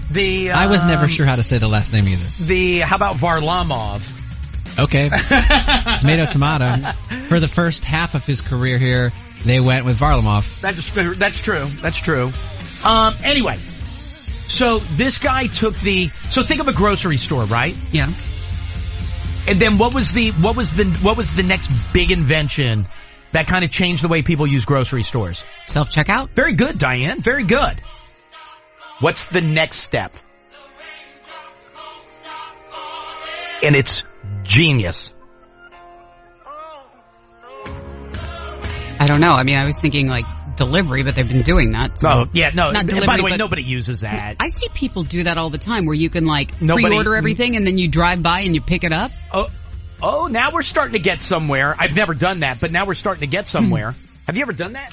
No. Order ahead? No, I haven't either. And delivery, I've definitely never done. But are you ready? Are you ready? Drive-through grocery store. It's like brew-through? No. Well, yes and no. Yes and no. So imagine you pull up. You know how you pull up to a gas pump? Yeah. Right? And you obviously you get out of your car, but like it's a bay like that, right? So you have all of these bays inside of this drive-through, and it's covered, so everything's not getting wet and splashed around and everything. So you pull up to this bay, and you're at a drive-through store, right? And then while you're at the bay, imagine there's all these shelves that are about the width of your car that are like rotating. So like you push a button in because you want milk. And so the dairy shelf comes by, you grab it, you put it on a conveyor belt that's right next to your car. And it shuttles it down the line. And then you were like, oh, you know what? I need some broccoli and I need some carrots. That shelf comes along, you grab the broccoli, you throw it on the conveyor belt, you grab the carrots, you throw it on the conveyor belt, and it moves along. Butter, and here it comes, then you put that on there. So instead of walking all the way through, just as these shelves kind of rotate around, you grab off what you need, you throw it on the conveyor belt. Everything's going on the conveyor belt, then you pull up to the exit bay. When you pull up to the exit bay, everything's already bagged for you. They tell you how much it is, you pay, you drive out. I mean, they hand it to you and you put it in your car. Or maybe you pop the trunk and somebody puts it in the car for you, depending on how much stuff you have. Doesn't that seem pretty smart? Did you see, like, it's very odd. Like, look at the bread. Look at the bread. You described it well. Thank you. But I didn't picture it this way. But now placing your words to tell me what I'm missing. Tell me what I'm missing. Just the size of it. Oh, like it's big. in my head, I first started picturing the drive-through window at a pharmacy. And then you started explaining the shelving and the rotating and all the stuff and how more than one person is obviously shopping at once. Oh, yeah. So as you were explaining it, your explanation got better, but you initially hear drive-through and you picture a traditional drive-through. Yeah, like a fast food restaurant. You don't picture the cars in the actual grocery store. No, that's what I meant. It's covered. It's covered. So you pull into the store. But not covered like a carport. I mean, it's covered because it is the grocery store. Yeah, you're essentially driving into a building. You never get out of the car. Everything comes to you. And it doesn't put people out of business. Out of work, you mean? What did I say? Business. Oh, work. Yeah, sorry. How smart is that, though? Seems like there's kinks to work out. Like what? Like what? I'll shoot them right down. I don't know. It just... Like, to me, that's a good invention. That's a good invention. Like, do you see, like, where the bread comes down? Look at that. See? He grabs a loaf of bread, puts it on the conveyor belt. Whee! There it goes. What if, like, you don't pull up close enough, and then you have to get out of the car? Oh, God. I had to get out of the car here this morning, swiping my security badge. My window was frozen shut. Oh, so you had to open the door? Yeah. Okay, so then you know what? You're going to drive through a heated door entry. Your window was still frozen when you got to the station? Well, I don't have to put mine down on the way in to smoke. So I never had tried to open it. Right, no, but, the car's warmed up, though. It should be. Yeah. Did you not go through what I've told people to do? The four heated easy door steps, entry? The 4 easy steps to defrosting or de-icing? I didn't, no. Yeah, well, your window would have worked fine. Yeah, I know, you're right. But anyway, I felt like an idiot. I had to get out twice. Yeah, because you got to do both swipes. Yeah. No, with this, I get that. But listen, it's like anything else. You don't want to be behind the jackass in line, but it's going to happen. That's really smart, though. And that's the future. According to this Russian guy who filed the, and I like it. Generally, I don't like when something automates like this because I don't like that it takes jobs away from people. But stocking is easy. Cashiers are working. You're not checking yourself out. All you're doing is shopping yourself. Right. Which you're doing anyway. Yeah, it's just the difference is you're in your car. Right. I feel like, yes, the little animation of it looks cool. Look at the bread. Look at the bread. So in theory, I get it. Right. But then as you're moving off of theory and trying to implement it, the cars themselves take up so much space. Think about a crowded aisle at a grocery store. Right. It's annoying, especially with carts, but you can fit so many people into one aisle. Okay, I get that. You could stack them up 20 deep. Go back to the self-checkout. Right. Self-checkout sucks. Oh, self-checkout's the people biggest... abuse it so much. You see it taken out of some stores. I don't like self-checkout. There are people who are professionals that are there doing that. They can punch in 35 codes for bananas. Good morning, Chandler. Then they don't need me like hitting the produce and then searching. No. Oh, God, where's the number? Yeah. The only thing on this is, I think, anyway, let me back up for a second. So, listen, there's lines in a grocery store no matter what. So if you pulled in to go to one of the bay to go shopping and there was a line, you're waiting in line anyway. But at least I'm in my car. I can listen to the radio. I can talk on the phone. I can look stuff up on my phone. I can read. Excuse you. All these things I can do on I'm busy in the car. Bender. I don't have to. There's not going to be an accident waiting in line. Of course there will. My wife has a scar from a shopping cart hitting her elbow. Well, this eliminates that. Yeah, you're damaging a car. I'd rather hurt my car than my elbow. Lindsay didn't take it up with the woman. She acted like she was fine. I would have. And then when she got home, I was furious. I would have. Anyway, the only thing that you'd have to be more careful of, and listen, this goes on at grocery stores all the time. It'd be easier for me to steal something. Like if I grab some yogurt off the shelf, I could just kind of tuck it between my legs. Okay, I'm sure there's a ton of video cameras. Right, so that's all I mean is that you'd have to be more vigilant in terms of monitoring theft because literally I'm taking a steak and putting it in my glove box. I also don't like the use of the word supermarket. Well, that's what it is. No, okay. It's not because the selection's not going to be as Yes, deep. it is. No, it's not. If you could put it on a shelf, you could put it on a shelf. And then have space for cars? That'd be impossible. You pull up to a bay. I don't think so. So so they're not going to have 37 types of cereal? They may only have 10? Drive-thru convenience store. No, I disagree. No, look, it shows it's a whole grocery. No, but think how long that normally takes. How long what takes? Like a full shop. Right. You know, when you're low on everything and you got to stock up. Right. That's a long grocery trip. Right. So do it from your car. And by the way, I'm going to argue it's quicker because I don't have to walk from here to the other side of the store. Oh, I forgot herring. And then I got to walk all the way back to the Jewish section. It's newish Jewish. And then I'm like, okay, I forgot to get sauce.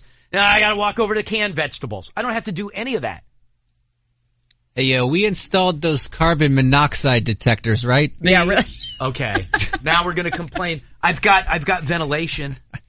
I've got a ventilation system. I hope it's working. Now, I do have friends with jacked up Jeeps who, Panny's got his valve that's going to shoot out onto the fresh produce, but I'm showering those things all the time anyway. Right on the cucumbers.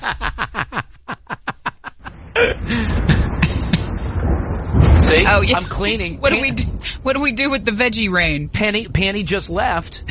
In his Jeep that was spraying emissions all over everything. Now I got to wash everything again.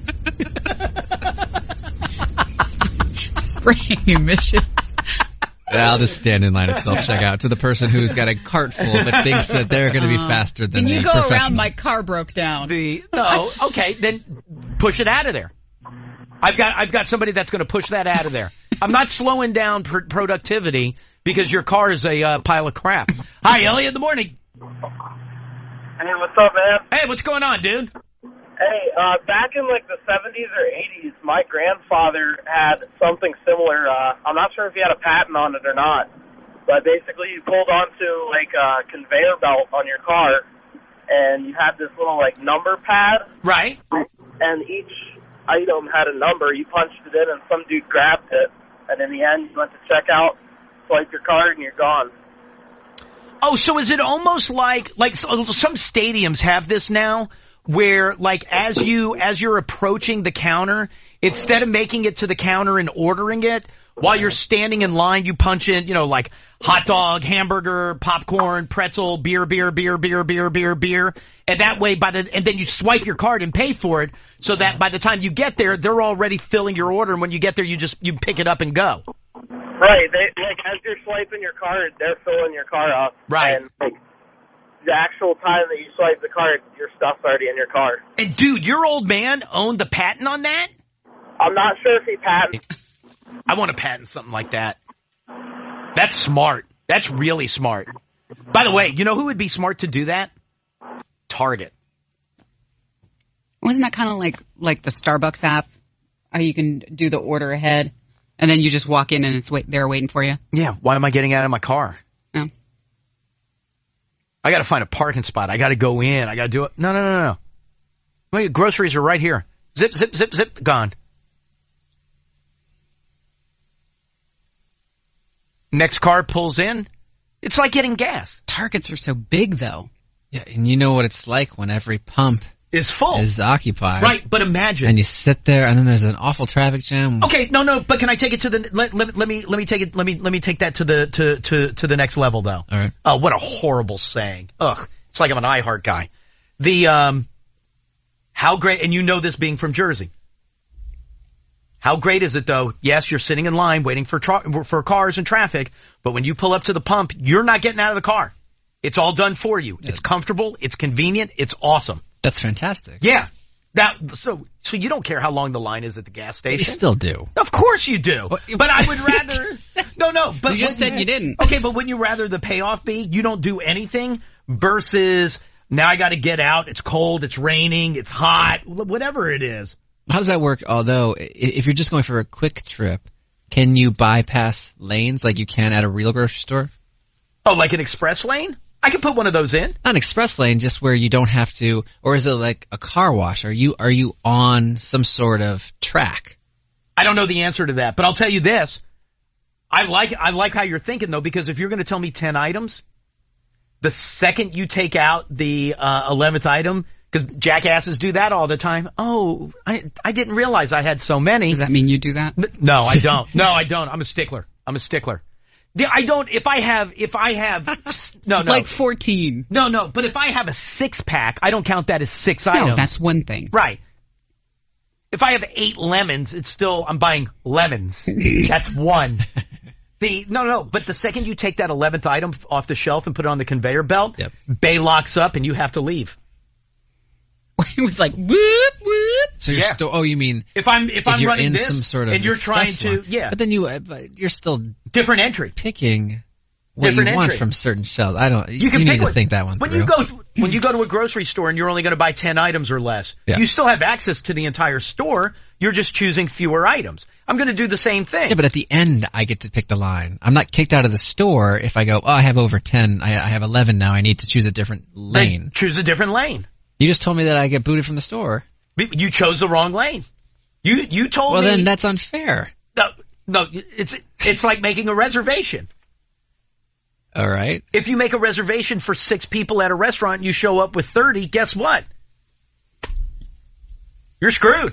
Yeah, it's not like that, though, because you had to go to extremes to try to prove a point. No, because you're going to pull in. You didn't say 6 and 7. You're going to pull in, even 7. That's a whole other top. You're going to pull in and go, I said I'm in the 10 items or less lane. Oh, you know what? I need a couple of other things. You're not screwed. Just go out, make a U-turn, and go get in line. Get in the line you're supposed to be in. Oh, I got to get out of this. Let me drive over this median. This is the last song. Grocery store's closed today, folks. Okay, listen, you could try to create as many different diversions as you want. Well, people, as consumers, have to decide whether or not they want this. I think it's smart. Well, you know what didn't work? What was the grocery store where you went through like it was a wedding registry and you like clicked the barcode on everything? Wasn't that Bloom? Giant does that still. Oh. Do they? Yeah. Well, they're on their way out. Giant? You better tell them. No, wasn't it Bloom that was doing that? All the claims you've made in the last half hour. Wasn't Bloom doing that? I never went into a Bloom. I have no idea. Well, they weren't open long enough. No, I've never been to a Giant where they have the handgun. I've never had that experience. I've been to 3 different Giants and they all have it. Mine doesn't have it. All right. They don't have them in Falls Church. But you have a fast food restaurant that doesn't have a drive-thru. Yeah. But you think that makes it special instead of a pain in the ass. The McDonald's guy said it was special because they do so much business of people not getting out of their car, they keep it open. Special Mickey D's, a special Giant. I got a lot of special things in Falls Church. Most of them call them Tier C, which means we're just on the bottom and they don't care.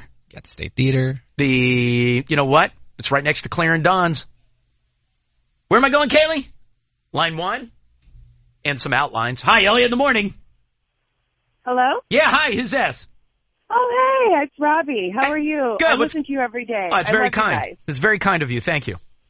So I'm from Texas, and I actually experienced something similar to this, except it was like a convenience store / bar. Right. And imagine like an airplane hangar, and you just drive right through the middle, and there are employees there serving you. Right. And you can buy cigarettes or chips or candy or a beer or a margarita. Oh, now let me ask you this. Was the rule with the margarita that you can't drink it in the car, which is why they give it to you with the top. So it's a closed container. Right. And you can leave with it. They also give you a straw that's half ripped open. Right. Hey, what part of Texas? San Antonio. Was it called like the Big Red Barn or something like that? I don't remember. I just remember it was kind of like on a corner, and there's a lot of places in San Antonio that have busy like corners and no, because the only reason I asked is when I was living in Houston, there was a place that you could drive through, kind of like a brew-through, but it was like you could get margaritas, you could get daiquiris, you could get pina coladas, but you couldn't drink them in the car. So they'd sell it to you with the top on, and then they would have the straw in there, and all you had to do was peel the little top of the paper off, and you were good to go. And they knew you were doing it, but they didn't sell it to you that way. Brew-through is awesome for that reason. You pop one open before you even pull out of the bay. Oh, my eye. Where am I going? Line 3. Hi, Elliot in the morning. Hi, how are you? I am well. How are you? I'm fine, thank you. So I have an opinion. So we have the Schwann's man, right, that delivers food right to your house. You can order ahead and get your bulk of your food. And then we also have, like, Amazon Prime Now where you can get eggs and milk and juice and laundry detergent and everything, and you don't even have to leave your home. I got to tell you, I've never even contemplated having groceries delivered to the house. That seems wasteful. I don't think so. If you're at the house and you're like, oh man, my boys want pancakes tomorrow and I don't feel like running out to the store, then they'll eat something else to your door. Yeah, what's that? They'll eat something else. I'm not having a delivery made for Bisquick. Well, I'm not saying Bisquick. Like, I've been out of eggs before one night or peanut butter, and I got to make my son's lunch the next day, and I'm like, I really don't want to go out. Then he'll buy. And they'll bring it right to your door in the next 2 hours. Yeah, no, I get that. That just seems, I don't know, for whatever reason, that seems very regal to me. Like, that seems like something I wouldn't do. Fancy. Yeah, no, either go to the store or make them buy. One of the two. Although it's not a bad idea if you're waiting for your Verizon appointment, because they've F'd me over 4 times and don't show up for a goddamn thing. Oh, I'm hot at Verizon. Hot. They've missed 4 appointments. They just miss them? Yeah. Well, they don't call, and then after they're an hour late, and you call and they go, oh, you know what? We pulled the technician off that ticket. Heavy work orders. We didn't reassign it. Let's schedule something else. Thank you. I'm hot with Horizon. Not Horizon. Verizon. Oh. Verizon. That's not very regal. Verizon. To misspeak like that. So you shouldn't do the delivery. Hello. Also, by the way, you know what also is not very regal? What's that? Making your own food. Wait, what do you mean? So maybe the first side of that, the delivery. Very regal. But you don't touch the food. I touch my own food. I know you're not regal. Yeah, no, I'm not. You said that she sounds very regal. She's still putting together a peanut butter jelly sandwich for her kids. I can't. I couldn't possibly run to the store and Timmy must have pancakes. You know what? Timmy's going to have a frozen waffle, or Timmy's going to be hungry. Timmy's going to deal. Nope. I got 2 hours to get Prime to deliver that. Don't you agree? You would never have groceries delivered, like unless you were like an invalid. Yeah, I can't even, like, Prime Pantry keeps sending all these discounts and vouchers, and I can't even get into that. No. But that's not for groceries. What's that's the thing where you, like, press a button, and then you'll get, like, detergent delivered or something within 2 days? You know what I'm talking about? No. I'm not a Prime member, though. I'm not a Prime, and I told you I only order, like, 2 or 3 things a year on Amazon. I die without Amazon. Dash buttons. Okay. Although, you know what I did yesterday? I ordered something to pick up at the store again. God, I love that. I love that. You're so modern. Hi, I'm Regal. Hi, Elliot in the morning. Hey, Elliot. It's Chandler. Sup? Wait, Banana Chandler? Yes. Dude, what's going on, bro? So, I don't know if I like this idea. I'm not sure if I understand correctly how this works, but other than Panty's exhaust on his Jeep. But I wash all the produce after Panty leaves. Anyway, yes, go ahead, Chandler. Would I have time to actually inspect my produce? Because yeah, you're picking it up and putting it on the conveyor belt, sure.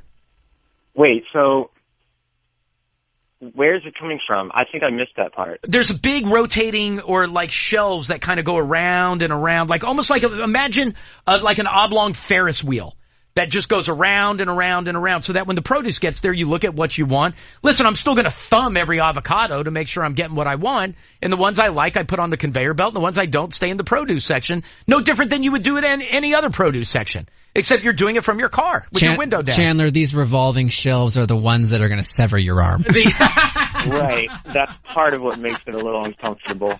I think the pressure of having it rotate and trying to think, by the way, well, you I need can to probably inspect, hit stop. I need how many bananas I have to inspect. Am I going to have time? Do I have to sit there and wait for the wheel to come back around? No, you probably... Oh, I should have taken that one. Well, hold on. No, you probably could stop the belt. It doesn't just spin around. All right, let me do this. How did I get so backed up today? All right, let me take a quick break. We'll come back. Diane's got some news. It was Panty. With his goddamn exhaust on his Jeep. All right, one quick break. Diane's got news, and then I got tickets for you to see Weezer and Panic. Let's get into some news, please. It was a small 3.0 magnitude earthquake that was recorded yesterday in Loudoun County, Virginia. They said it happened about 2:12, right near the Virginia-West Virginia border, which is about 14 miles northwest of Leesburg. Again, no reports of any serious damage. There were 2 people killed and dozens of homes completely destroyed or very seriously damaged as tornadoes ripped through parts of central and southwestern Florida early yesterday. They said in Manatee County, storms clocked at 127 miles per hour, came through in an area southeast of Tampa. 2 people killed there, injuring 5 others, 4 of them young children. And then in Sarasota County, there was another EF2 storm that was a bit stronger, but they said that there were several injuries recorded there, multiple rescues, and there was at least $3 million in damage. It looks as though if they are keeping their promises, John Robinson and his wife Lisa should be back at work today. They're the Tennessee couple who came into the Today Show on Friday to announce that they were one of the big Powerball winners from last week's jackpot. So they went to the lottery office in Tennessee. Yes, after the Today Show, you got to do the Today Show first. You got to go show Al your ticket. Mm-hmm. So they went to the lottery office. They took their dog with them. That's fine. Yep. They're not quitting their jobs and they're not buying a new house. No, they said they're going to get a daughter a horse. Right. By the way, I would have pulled the winnings from them. You can't. You have to spend some money. You have to buy a house. I mean, obviously they are going to help out certain friends because they've got like 2 adult kids. Whatever. They're going to help out friends they want to give to St. Jude's and also donate to their church, rather. That's fine. You want to help out charity? I'm all for that. Lord knows I would. Got that end. But I would be doing it from a new house with no job. But their reasoning they was... They made $300 million. Well, who needs a big house? You got to clean it. Then get a condo that overlooks the beach. No, you have a staff who cleans the house for you. Yeah. By the way, I don't care. If you don't want to live in a big house where you got to clean it because you're old, that's fine. Get a condo at the Ritz-Carlton and live in a hotel. A smaller place. You don't have to have a gigantic place. Live on the water. No, they were going to stay in their little house. They're happy where they are. No, they're not happy. They're not happy. If they were happy, they would want to take care of themselves. They don't think they're worthy. Get a house. Quit your job. What do they do for a living? What gives them $300 million worth of satisfaction? We know she works in a dermatologist's office because she called everybody to say on Friday she wouldn't be in, but she would be back Monday. Good. That's what she does. And then I guess he's a warehouse supervisor. Ridiculous. We still don't know who the winners are from Melbourne Beach, Florida, or from Chino Hills, California. They have yet to come forth. So that made me angry. I played Saturday night, didn't win a damn thing. You did? Yeah. I thought, you know what? I'll sneak in under all the media hype. Nobody's playing now. Grab the $40 million. Didn't win. No. But I guess they should be back, living life as normal as possible. And there were all these follow-up articles from people who have represented lottery winners from over the years, and they were just saying those people. Curse. No, not even that they were crazy to go to the Today Show first. Yes! Absolutely crazy. Of course Like, that was they one were. of the more stupid things anybody has seen done by a lottery winner. That was their lawyer guy who was telling them that this is the right thing to do. Mm-hmm. It looks as though at least one person has been arrested as that standoff at that Oregon Wildlife Refuge is continuing. Apparently, one person got arrested by local law enforcement because he took one of the federal officials' vehicles for a joyride to the local Safeway. Well, you know what? We keep putting all this wishes out there, and you're sending us, big, gigantic barrels of lube and dildos, and so I'm going to have to go shopping for our own goods, and then they ended up getting busted. Do you see the 2 girls that got busted for stealing a car? Just Where? outside of Seattle somewhere in Washington State. They stole their assistant principal's car and took it on a joyride. They made it 10 miles before they wrecked it into something else. Just got out and walked away. Just bolted. Uber says it's going to partner with Airbus to launch a pilot project to provide on-demand helicopter flights. According to the latest plans, it looks as though they're going to try to roll it out at the... Welcome to Rockville? No. That would be awesome. No. They're going to do it at the Sundance Film Festival, which is happening later this month. Oh, okay. Well, never mind. It's like $400 a person. You got to go where the rich people are. Okay. No, that's true. For the novelty. Because I was thinking to go to Richmond. That'd be awesome. Could a helicopter make it to Richmond from here? What, gas-wise? Do helicopters travel that far? I don't know. I mean, I'm sure there are military helicopters that do. I'm just talking like a regular helicopter. Mm-hmm. Does a helicopter fly from D.C. to Richmond? That would be great. That would be awesome. Also in Houghton Lake, Michigan, they are the ones that are being credited with posting, or at least one of their local filling stations is posting gas well below $1 a gallon. It is 78 cents a gallon. Man, I saw it for $1.90 something somewhere. I know, it's like, God, you see it under $2, you're so excited. Oh, it's awesome. Also, today's the day that Chick-fil-A is making all of its changes to the menu, so now you can get no more coleslaw. Oh, that's but right. But you get your kale salad instead. Good. Well, today's their first day of going out of business. Yes. I will tell you this. I promise you, the Chick-fil-A in the food court at Ballston, not one person is going to order kale salad. I'm at that mall. You can still get the waffle fries. 5 days a week. And I see the people that eat at that Chick-fil-A, and not one of them is ordering kale. Zero. AFC, NFC championship games are all set for this coming weekend. The Carolina Panthers will play the Cardinals, and the Patriots will be playing the Denver Broncos. Justin Williams with his second career hat trick last night to lead the Caps 5-2 over the Rangers. Braden Holtby okay after suffering several different symptoms of dehydration. He was replaced by Philip Grubauer. Give him a bottle of water. He's ready to go. It's a little bit more than that, I think.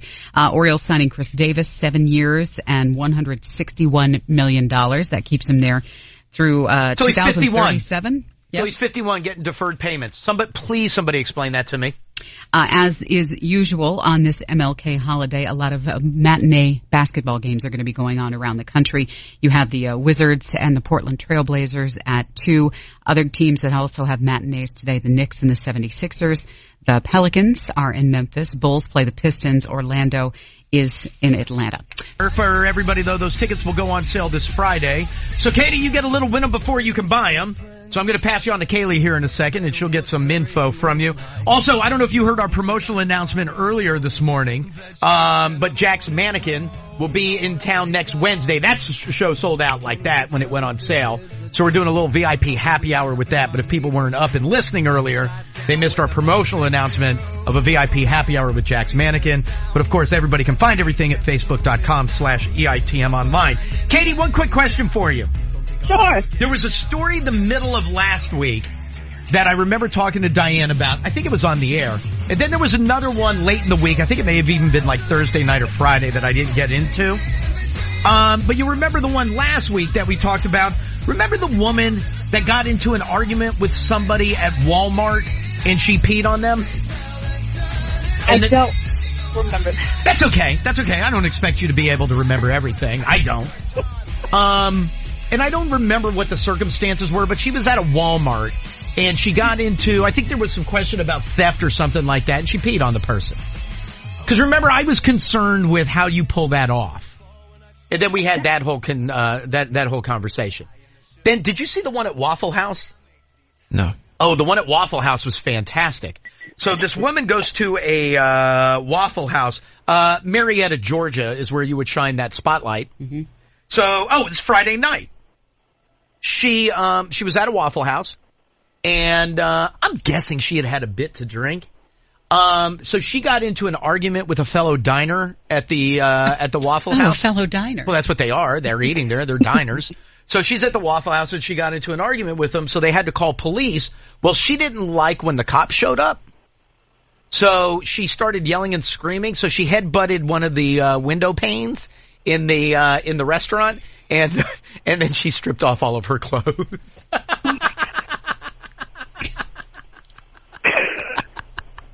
Is the thought there being, and that's where that, well, first of all, ma'am, tell me you've never in a store or a restaurant stripped off all your clothes.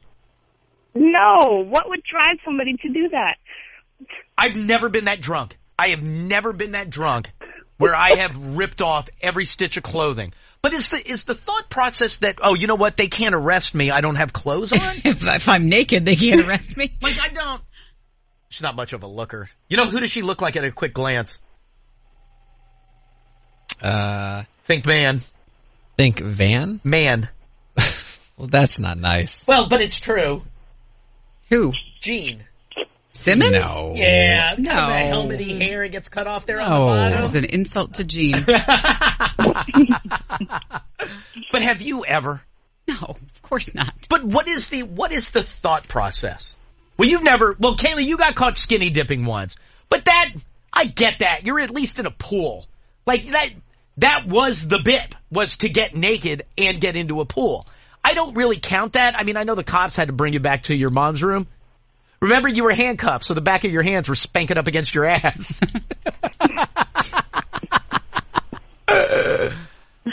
But I don't understand how you end up naked at a store or a restaurant. Is she on, like, meth or something? Drinking. That's it. Just drinking. No. And I want to say the Walmart woman was the same way. Just drunk. Just drinking. I mean, everybody... Has that even ever crossed your mind? I'm going to take everything off right now. No. Damn it. There were always guys who it was a guarantee. Oh, here we go. Here we go. Would both stories are women, by the way. No. So before you start with like, oh, that's really more of a like a dude. No. Okay. I mean, in my head, maybe I'm thinking just for it's funny. more guys. Maybe guy for funny who would get completely bombed at a party and then start to get naked. I mean, that's at a party in a house. Yeah. That's funny. I'm talking about you're in a store. This woman was in a restaurant. Maybe she used to do it at parties and that got old. I have never been that bombed where I was like, you know what? I'm just going to take everything off right now. At someplace that I shouldn't have been. Like if you're at home, whatever. Maybe she just felt really great about her body. I've seen her. Well, she could just be a confident person. You got to be confident to bash that wall with your head. Or that window. But you could be a confident person, but you still know you're taking your clothes off. Yeah, there are plenty of people who are very confident and shouldn't be. Like this woman.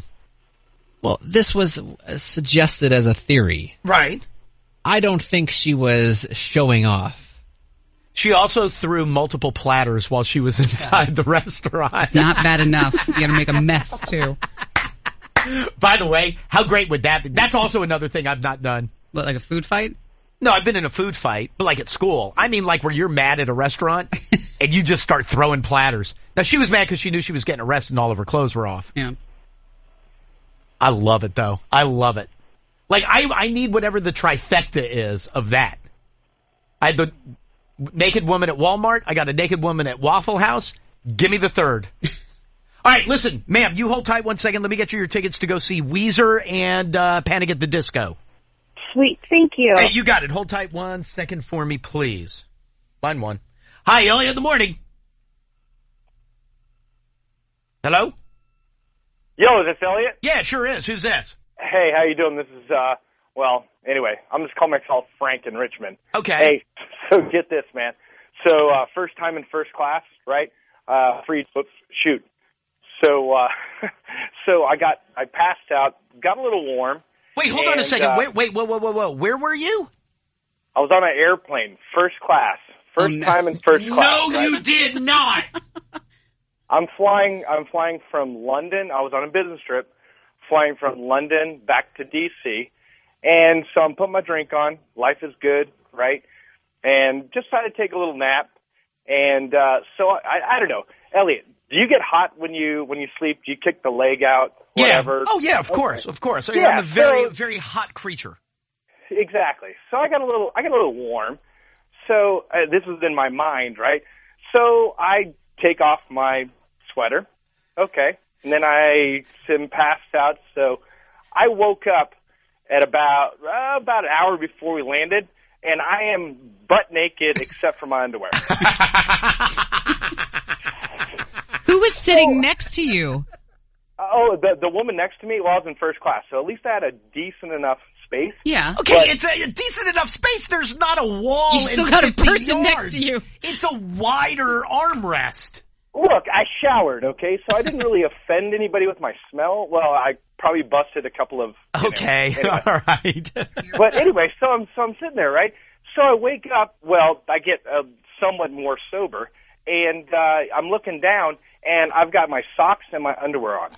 And what's the first thing you do? I look left, I look right.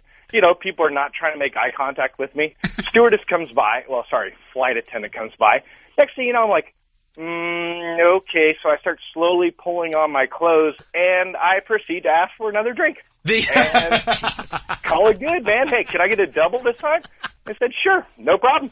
Okay, hey, gotta love airlines. So wait a minute. So the flight attendant never like threatened that you were going to get arrested or anything? Understand that I was just knocking them back like I was going out of style. You guys travel internationally. The only way to sleep on planes is to get completely blistered. So anyway, yeah, she probably tapped me on the shoulder a couple of times, said, hey, by the way, can you put on your pants? Right. And I said,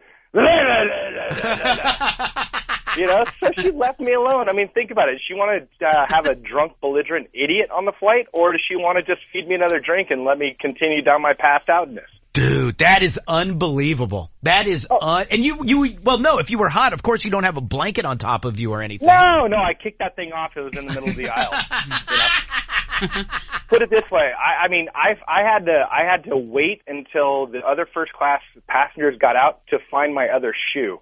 I was getting ready to walk out of there with one shoe, one sock, and I'm like, okay, I'm an idiot, so I figured, hey, the shoe was the least of my worries.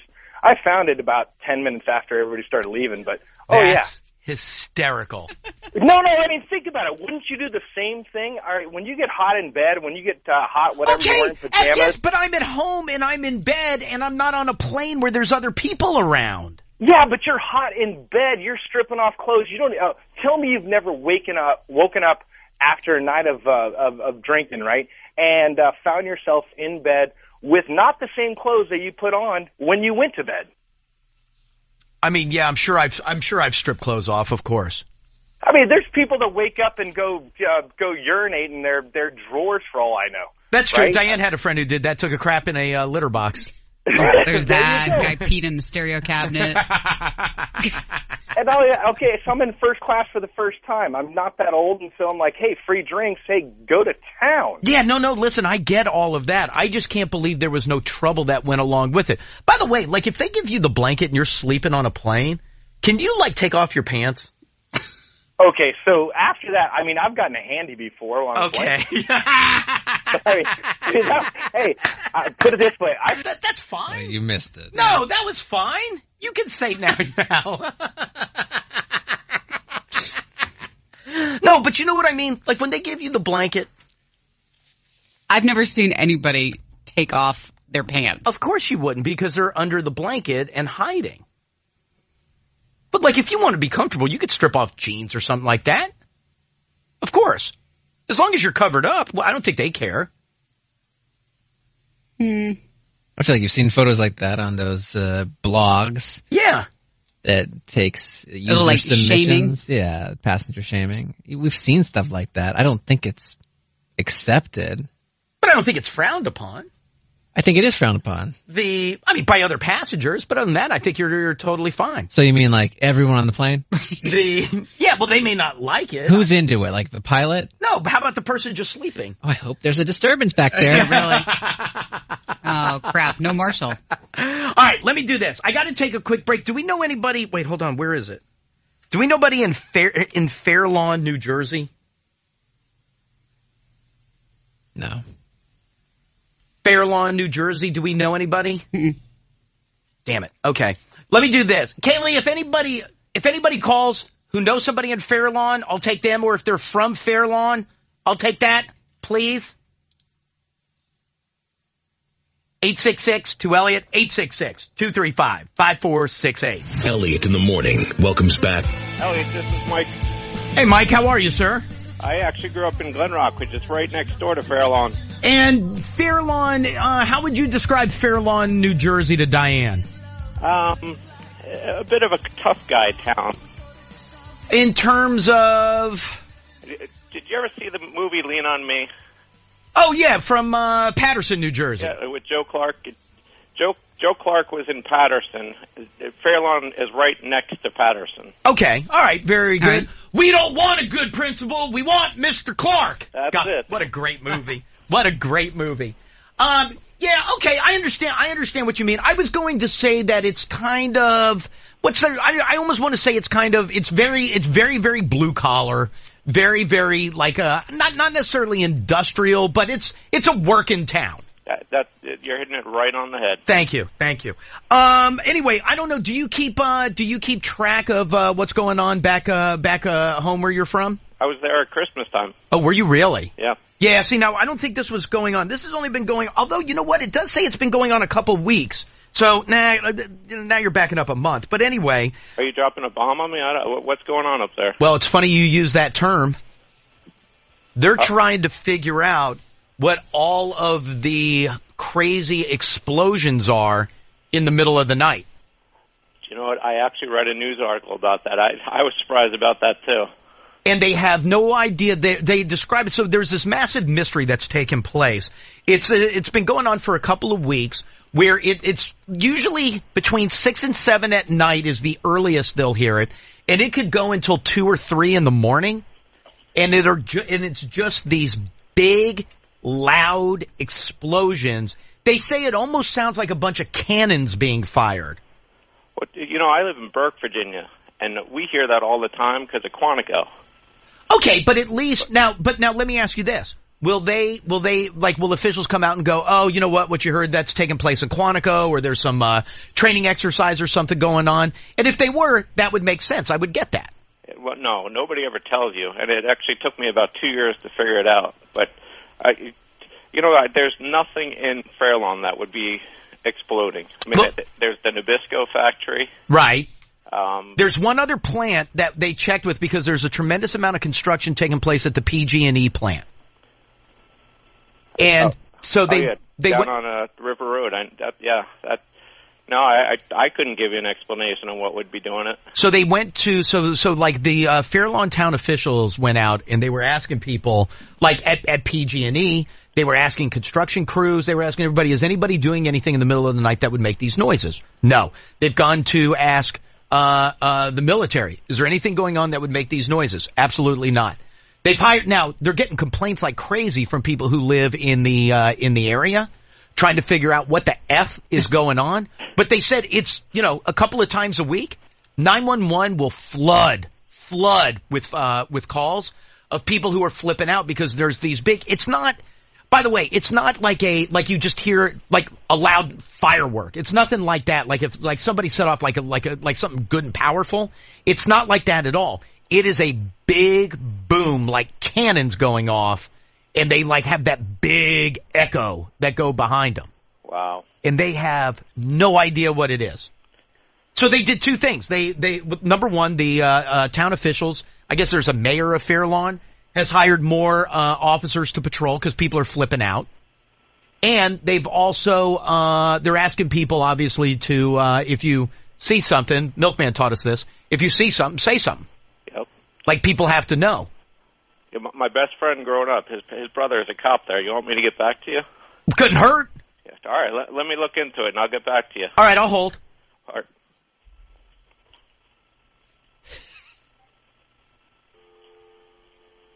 Yeah, he's calling him right now. That's awesome. He was kidding. No, he's going to call him right now. I'm holding. All right, it may take me a little while. You want to put me on hold and get back to me? Nah. No, I'll just leave it right here. That's fine. Go ahead. Could you imagine, though? Could you imagine? I can't think of the town, or it was probably more than town. But where was the last case of loud booms? Damn it. And did we ever I knew you were going to ask, and I can't remember where it was. But did we ever? Well, not we. Did society? Was there a consensus as to what it was? And we definitely covered it for a while. Yeah, it was one of those ones that you kept getting an update here and there. But didn't they believe that it was some kind of seismic activity in the ground that was causing the sound? Weren't there a lot of theories? Well, that was one of them. I feel like I remember that. Where was that? I don't know. I want to say Alaska, but that's not right. No, yeah, see, I don't think it was Alaska. No, it probably no, because that you could just sign off and go as like the Northern Lights or something. They explode. And I realize somebody go like, okay, so it's making noise. Imagine the sound of cannons going off all through your neighborhood for all hours of the night. And again, I don't think anybody there feels like, oh, we're under fire. No, but you'd still like to know the origin. Yeah, especially because it's been going on the better part of a month and nobody can figure it out. You know who it's driving crazy? Who? Anybody who owns an animal. Yeah. Going nuts.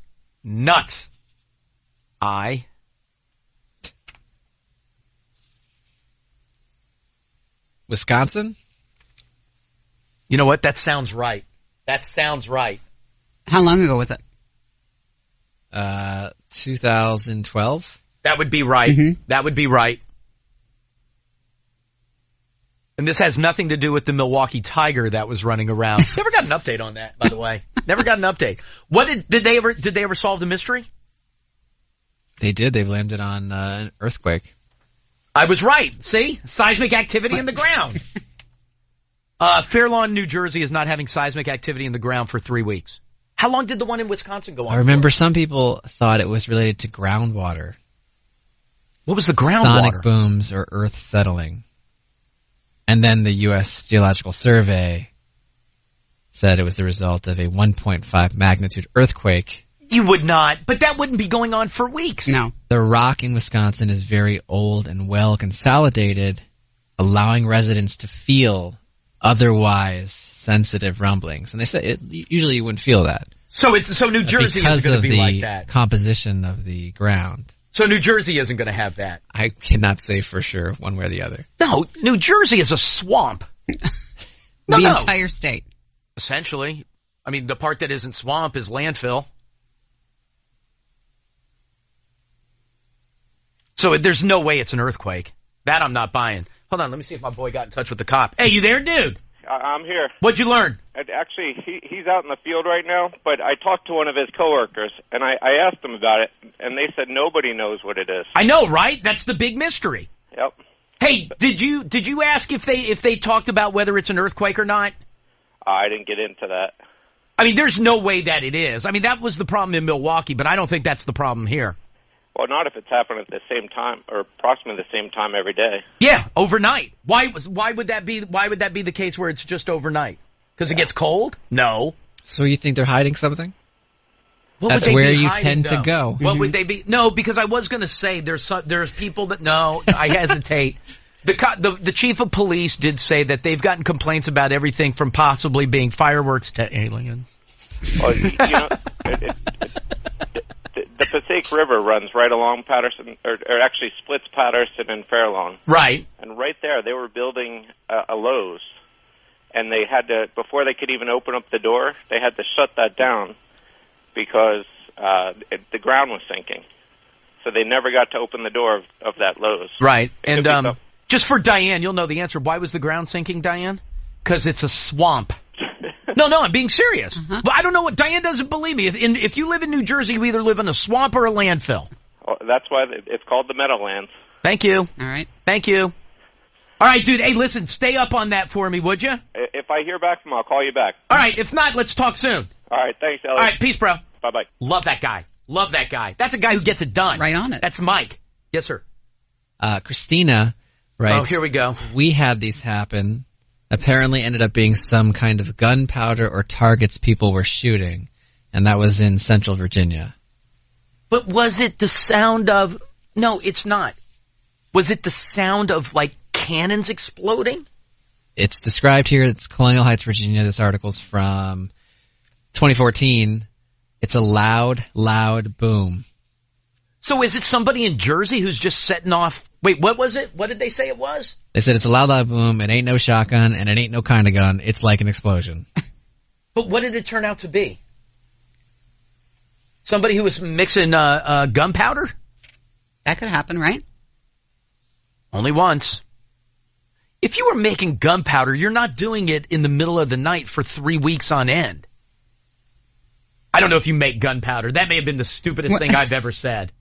I have no idea. Well, we ain't country, so... No. Where am I going, Kaylee? Line 5. Hi, Elliot in the morning. Elliot. Yes, sir.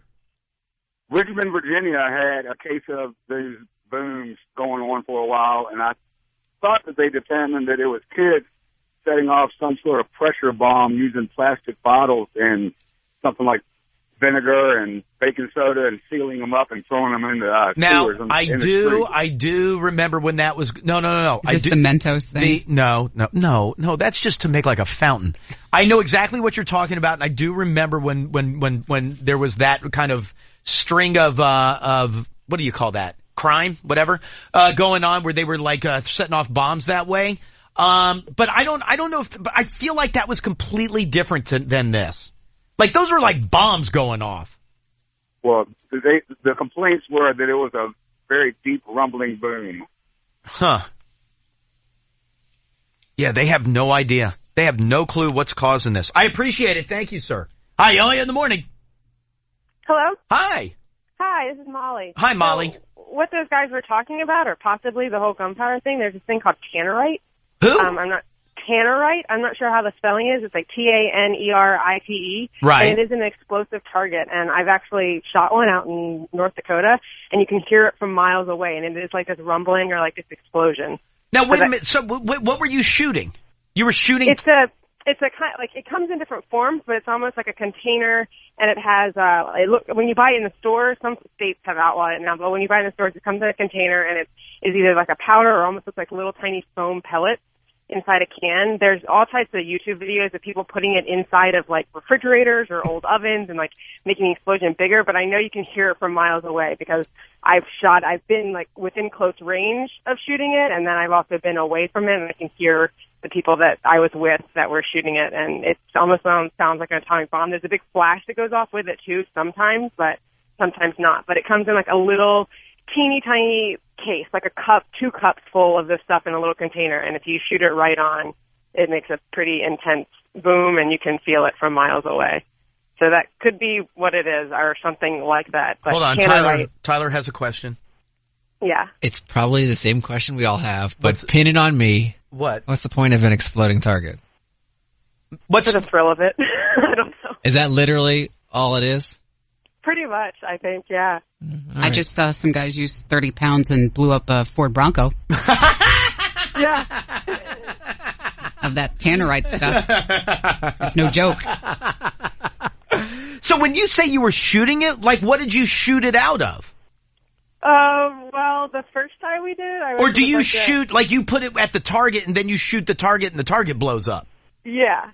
And we were probably like 100 yards away, I guess. We were kind of out in the middle of nowhere in North Dakota, and some guys got a hold of it and were like, let's try it and see what this does. And we were all terrified to death, but I mean, it was fun. And then the guys kept on doing it. We could hear it back from where like our base camp was, and they were still doing it and you could feel it. And we would ask people, did you hear what we just did? And they were like, yeah, we heard it and we felt it. But now let me ask you this. If I were, let's pretend that all of us are in Fairlawn, okay? And you and I are out, you know, like kind of grab-assing and having fun and we're shooting tannerite, right? Yeah.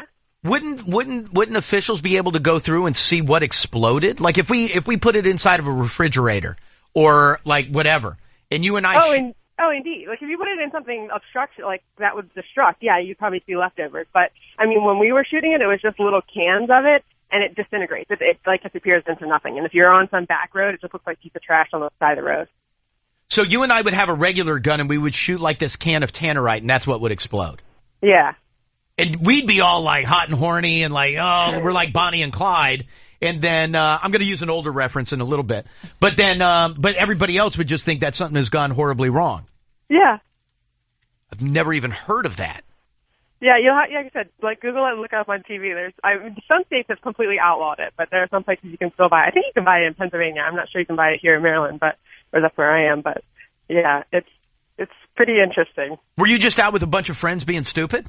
No, well, we go out there every year on a hunting trip. So this was just something to do on the downtime at night. We were just driving around because there's absolutely nothing there to do. There's not even a local bar that stays open past 9 o'clock. So. Are you an avid hunter? Yeah.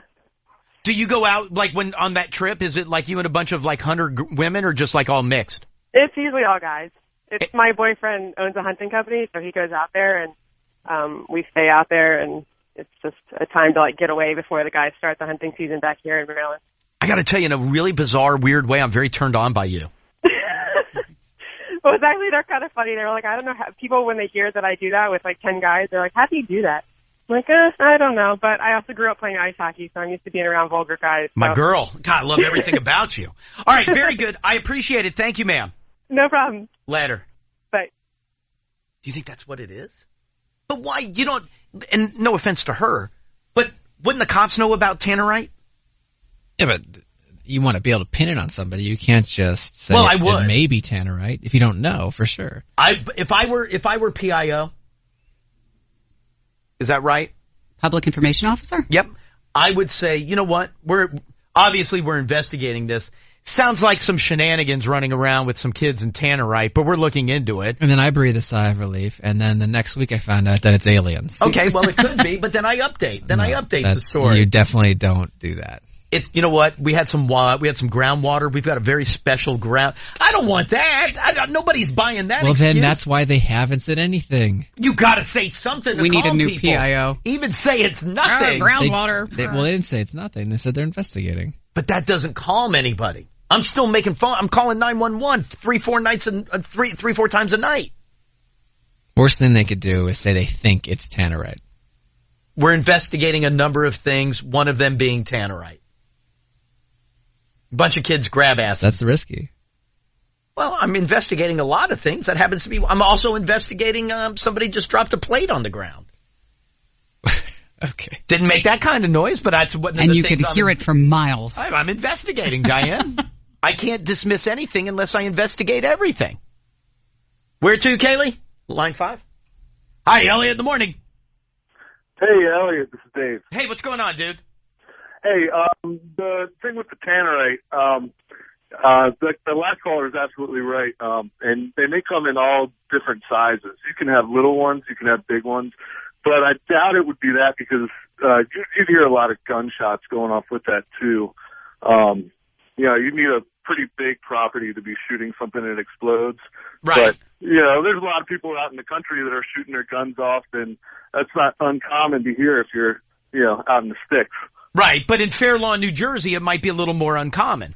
Exactly. Yeah, you would hear gunshots, That's a good point. You'd hear, explosions. People would probably be doing it for fun, pretty often. They probably, I have friends that shoot out on their properties, and they're out every weekend shooting guns, and it's not uncommon. But, in the city or in an area that's more urban, you'd hear that.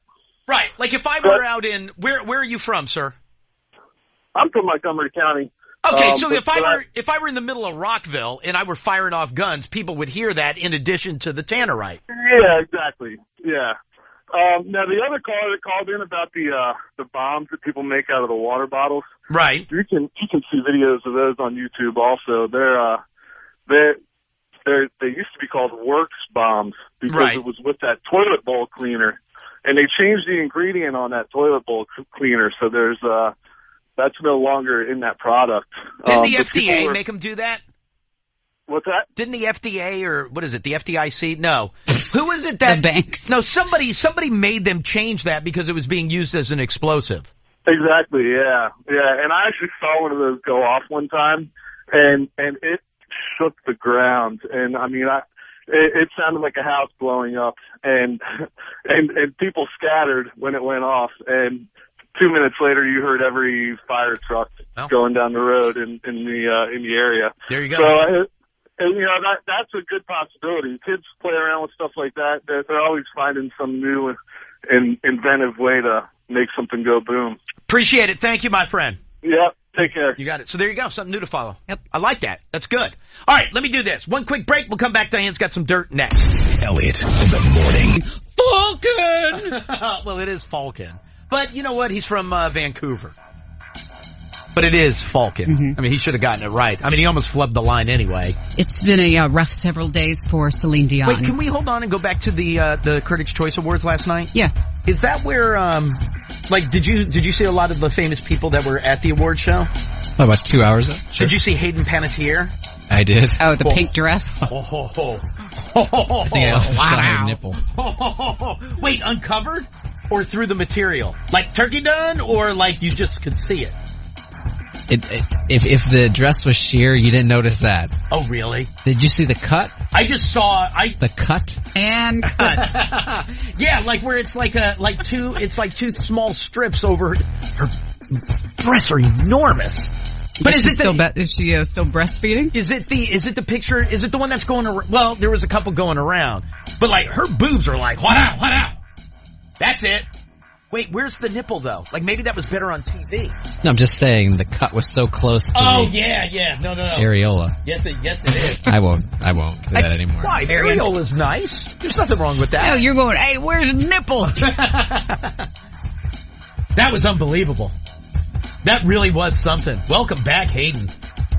You know what? She looks good. Hope she's doing all right.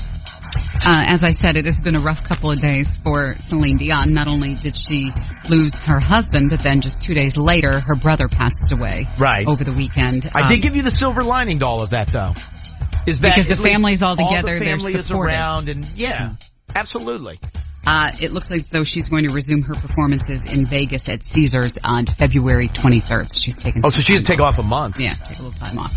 Steve Harvey's interview with Miss Philippines and Miss Colombia airing on his shows today and tomorrow. Apparently, we'll see where Miss Philippines tells him there is no need for him to continue beating himself up over it. Everybody else in the world has let it go. I don't know why he's still all steadfast. I was going to say, I don't think T.J. Miller made a reference to it last night like a bunch of the other award hosts have. And even if they do, who cares? Nobody cares. It's a joke. Nobody's beating him up. Bachelor back tonight on ABC. We're watching tonight, right? Yeah. I meant like on the phone, like where we call each other and watch it while we're on the phone together. Cool. Yeah, okay.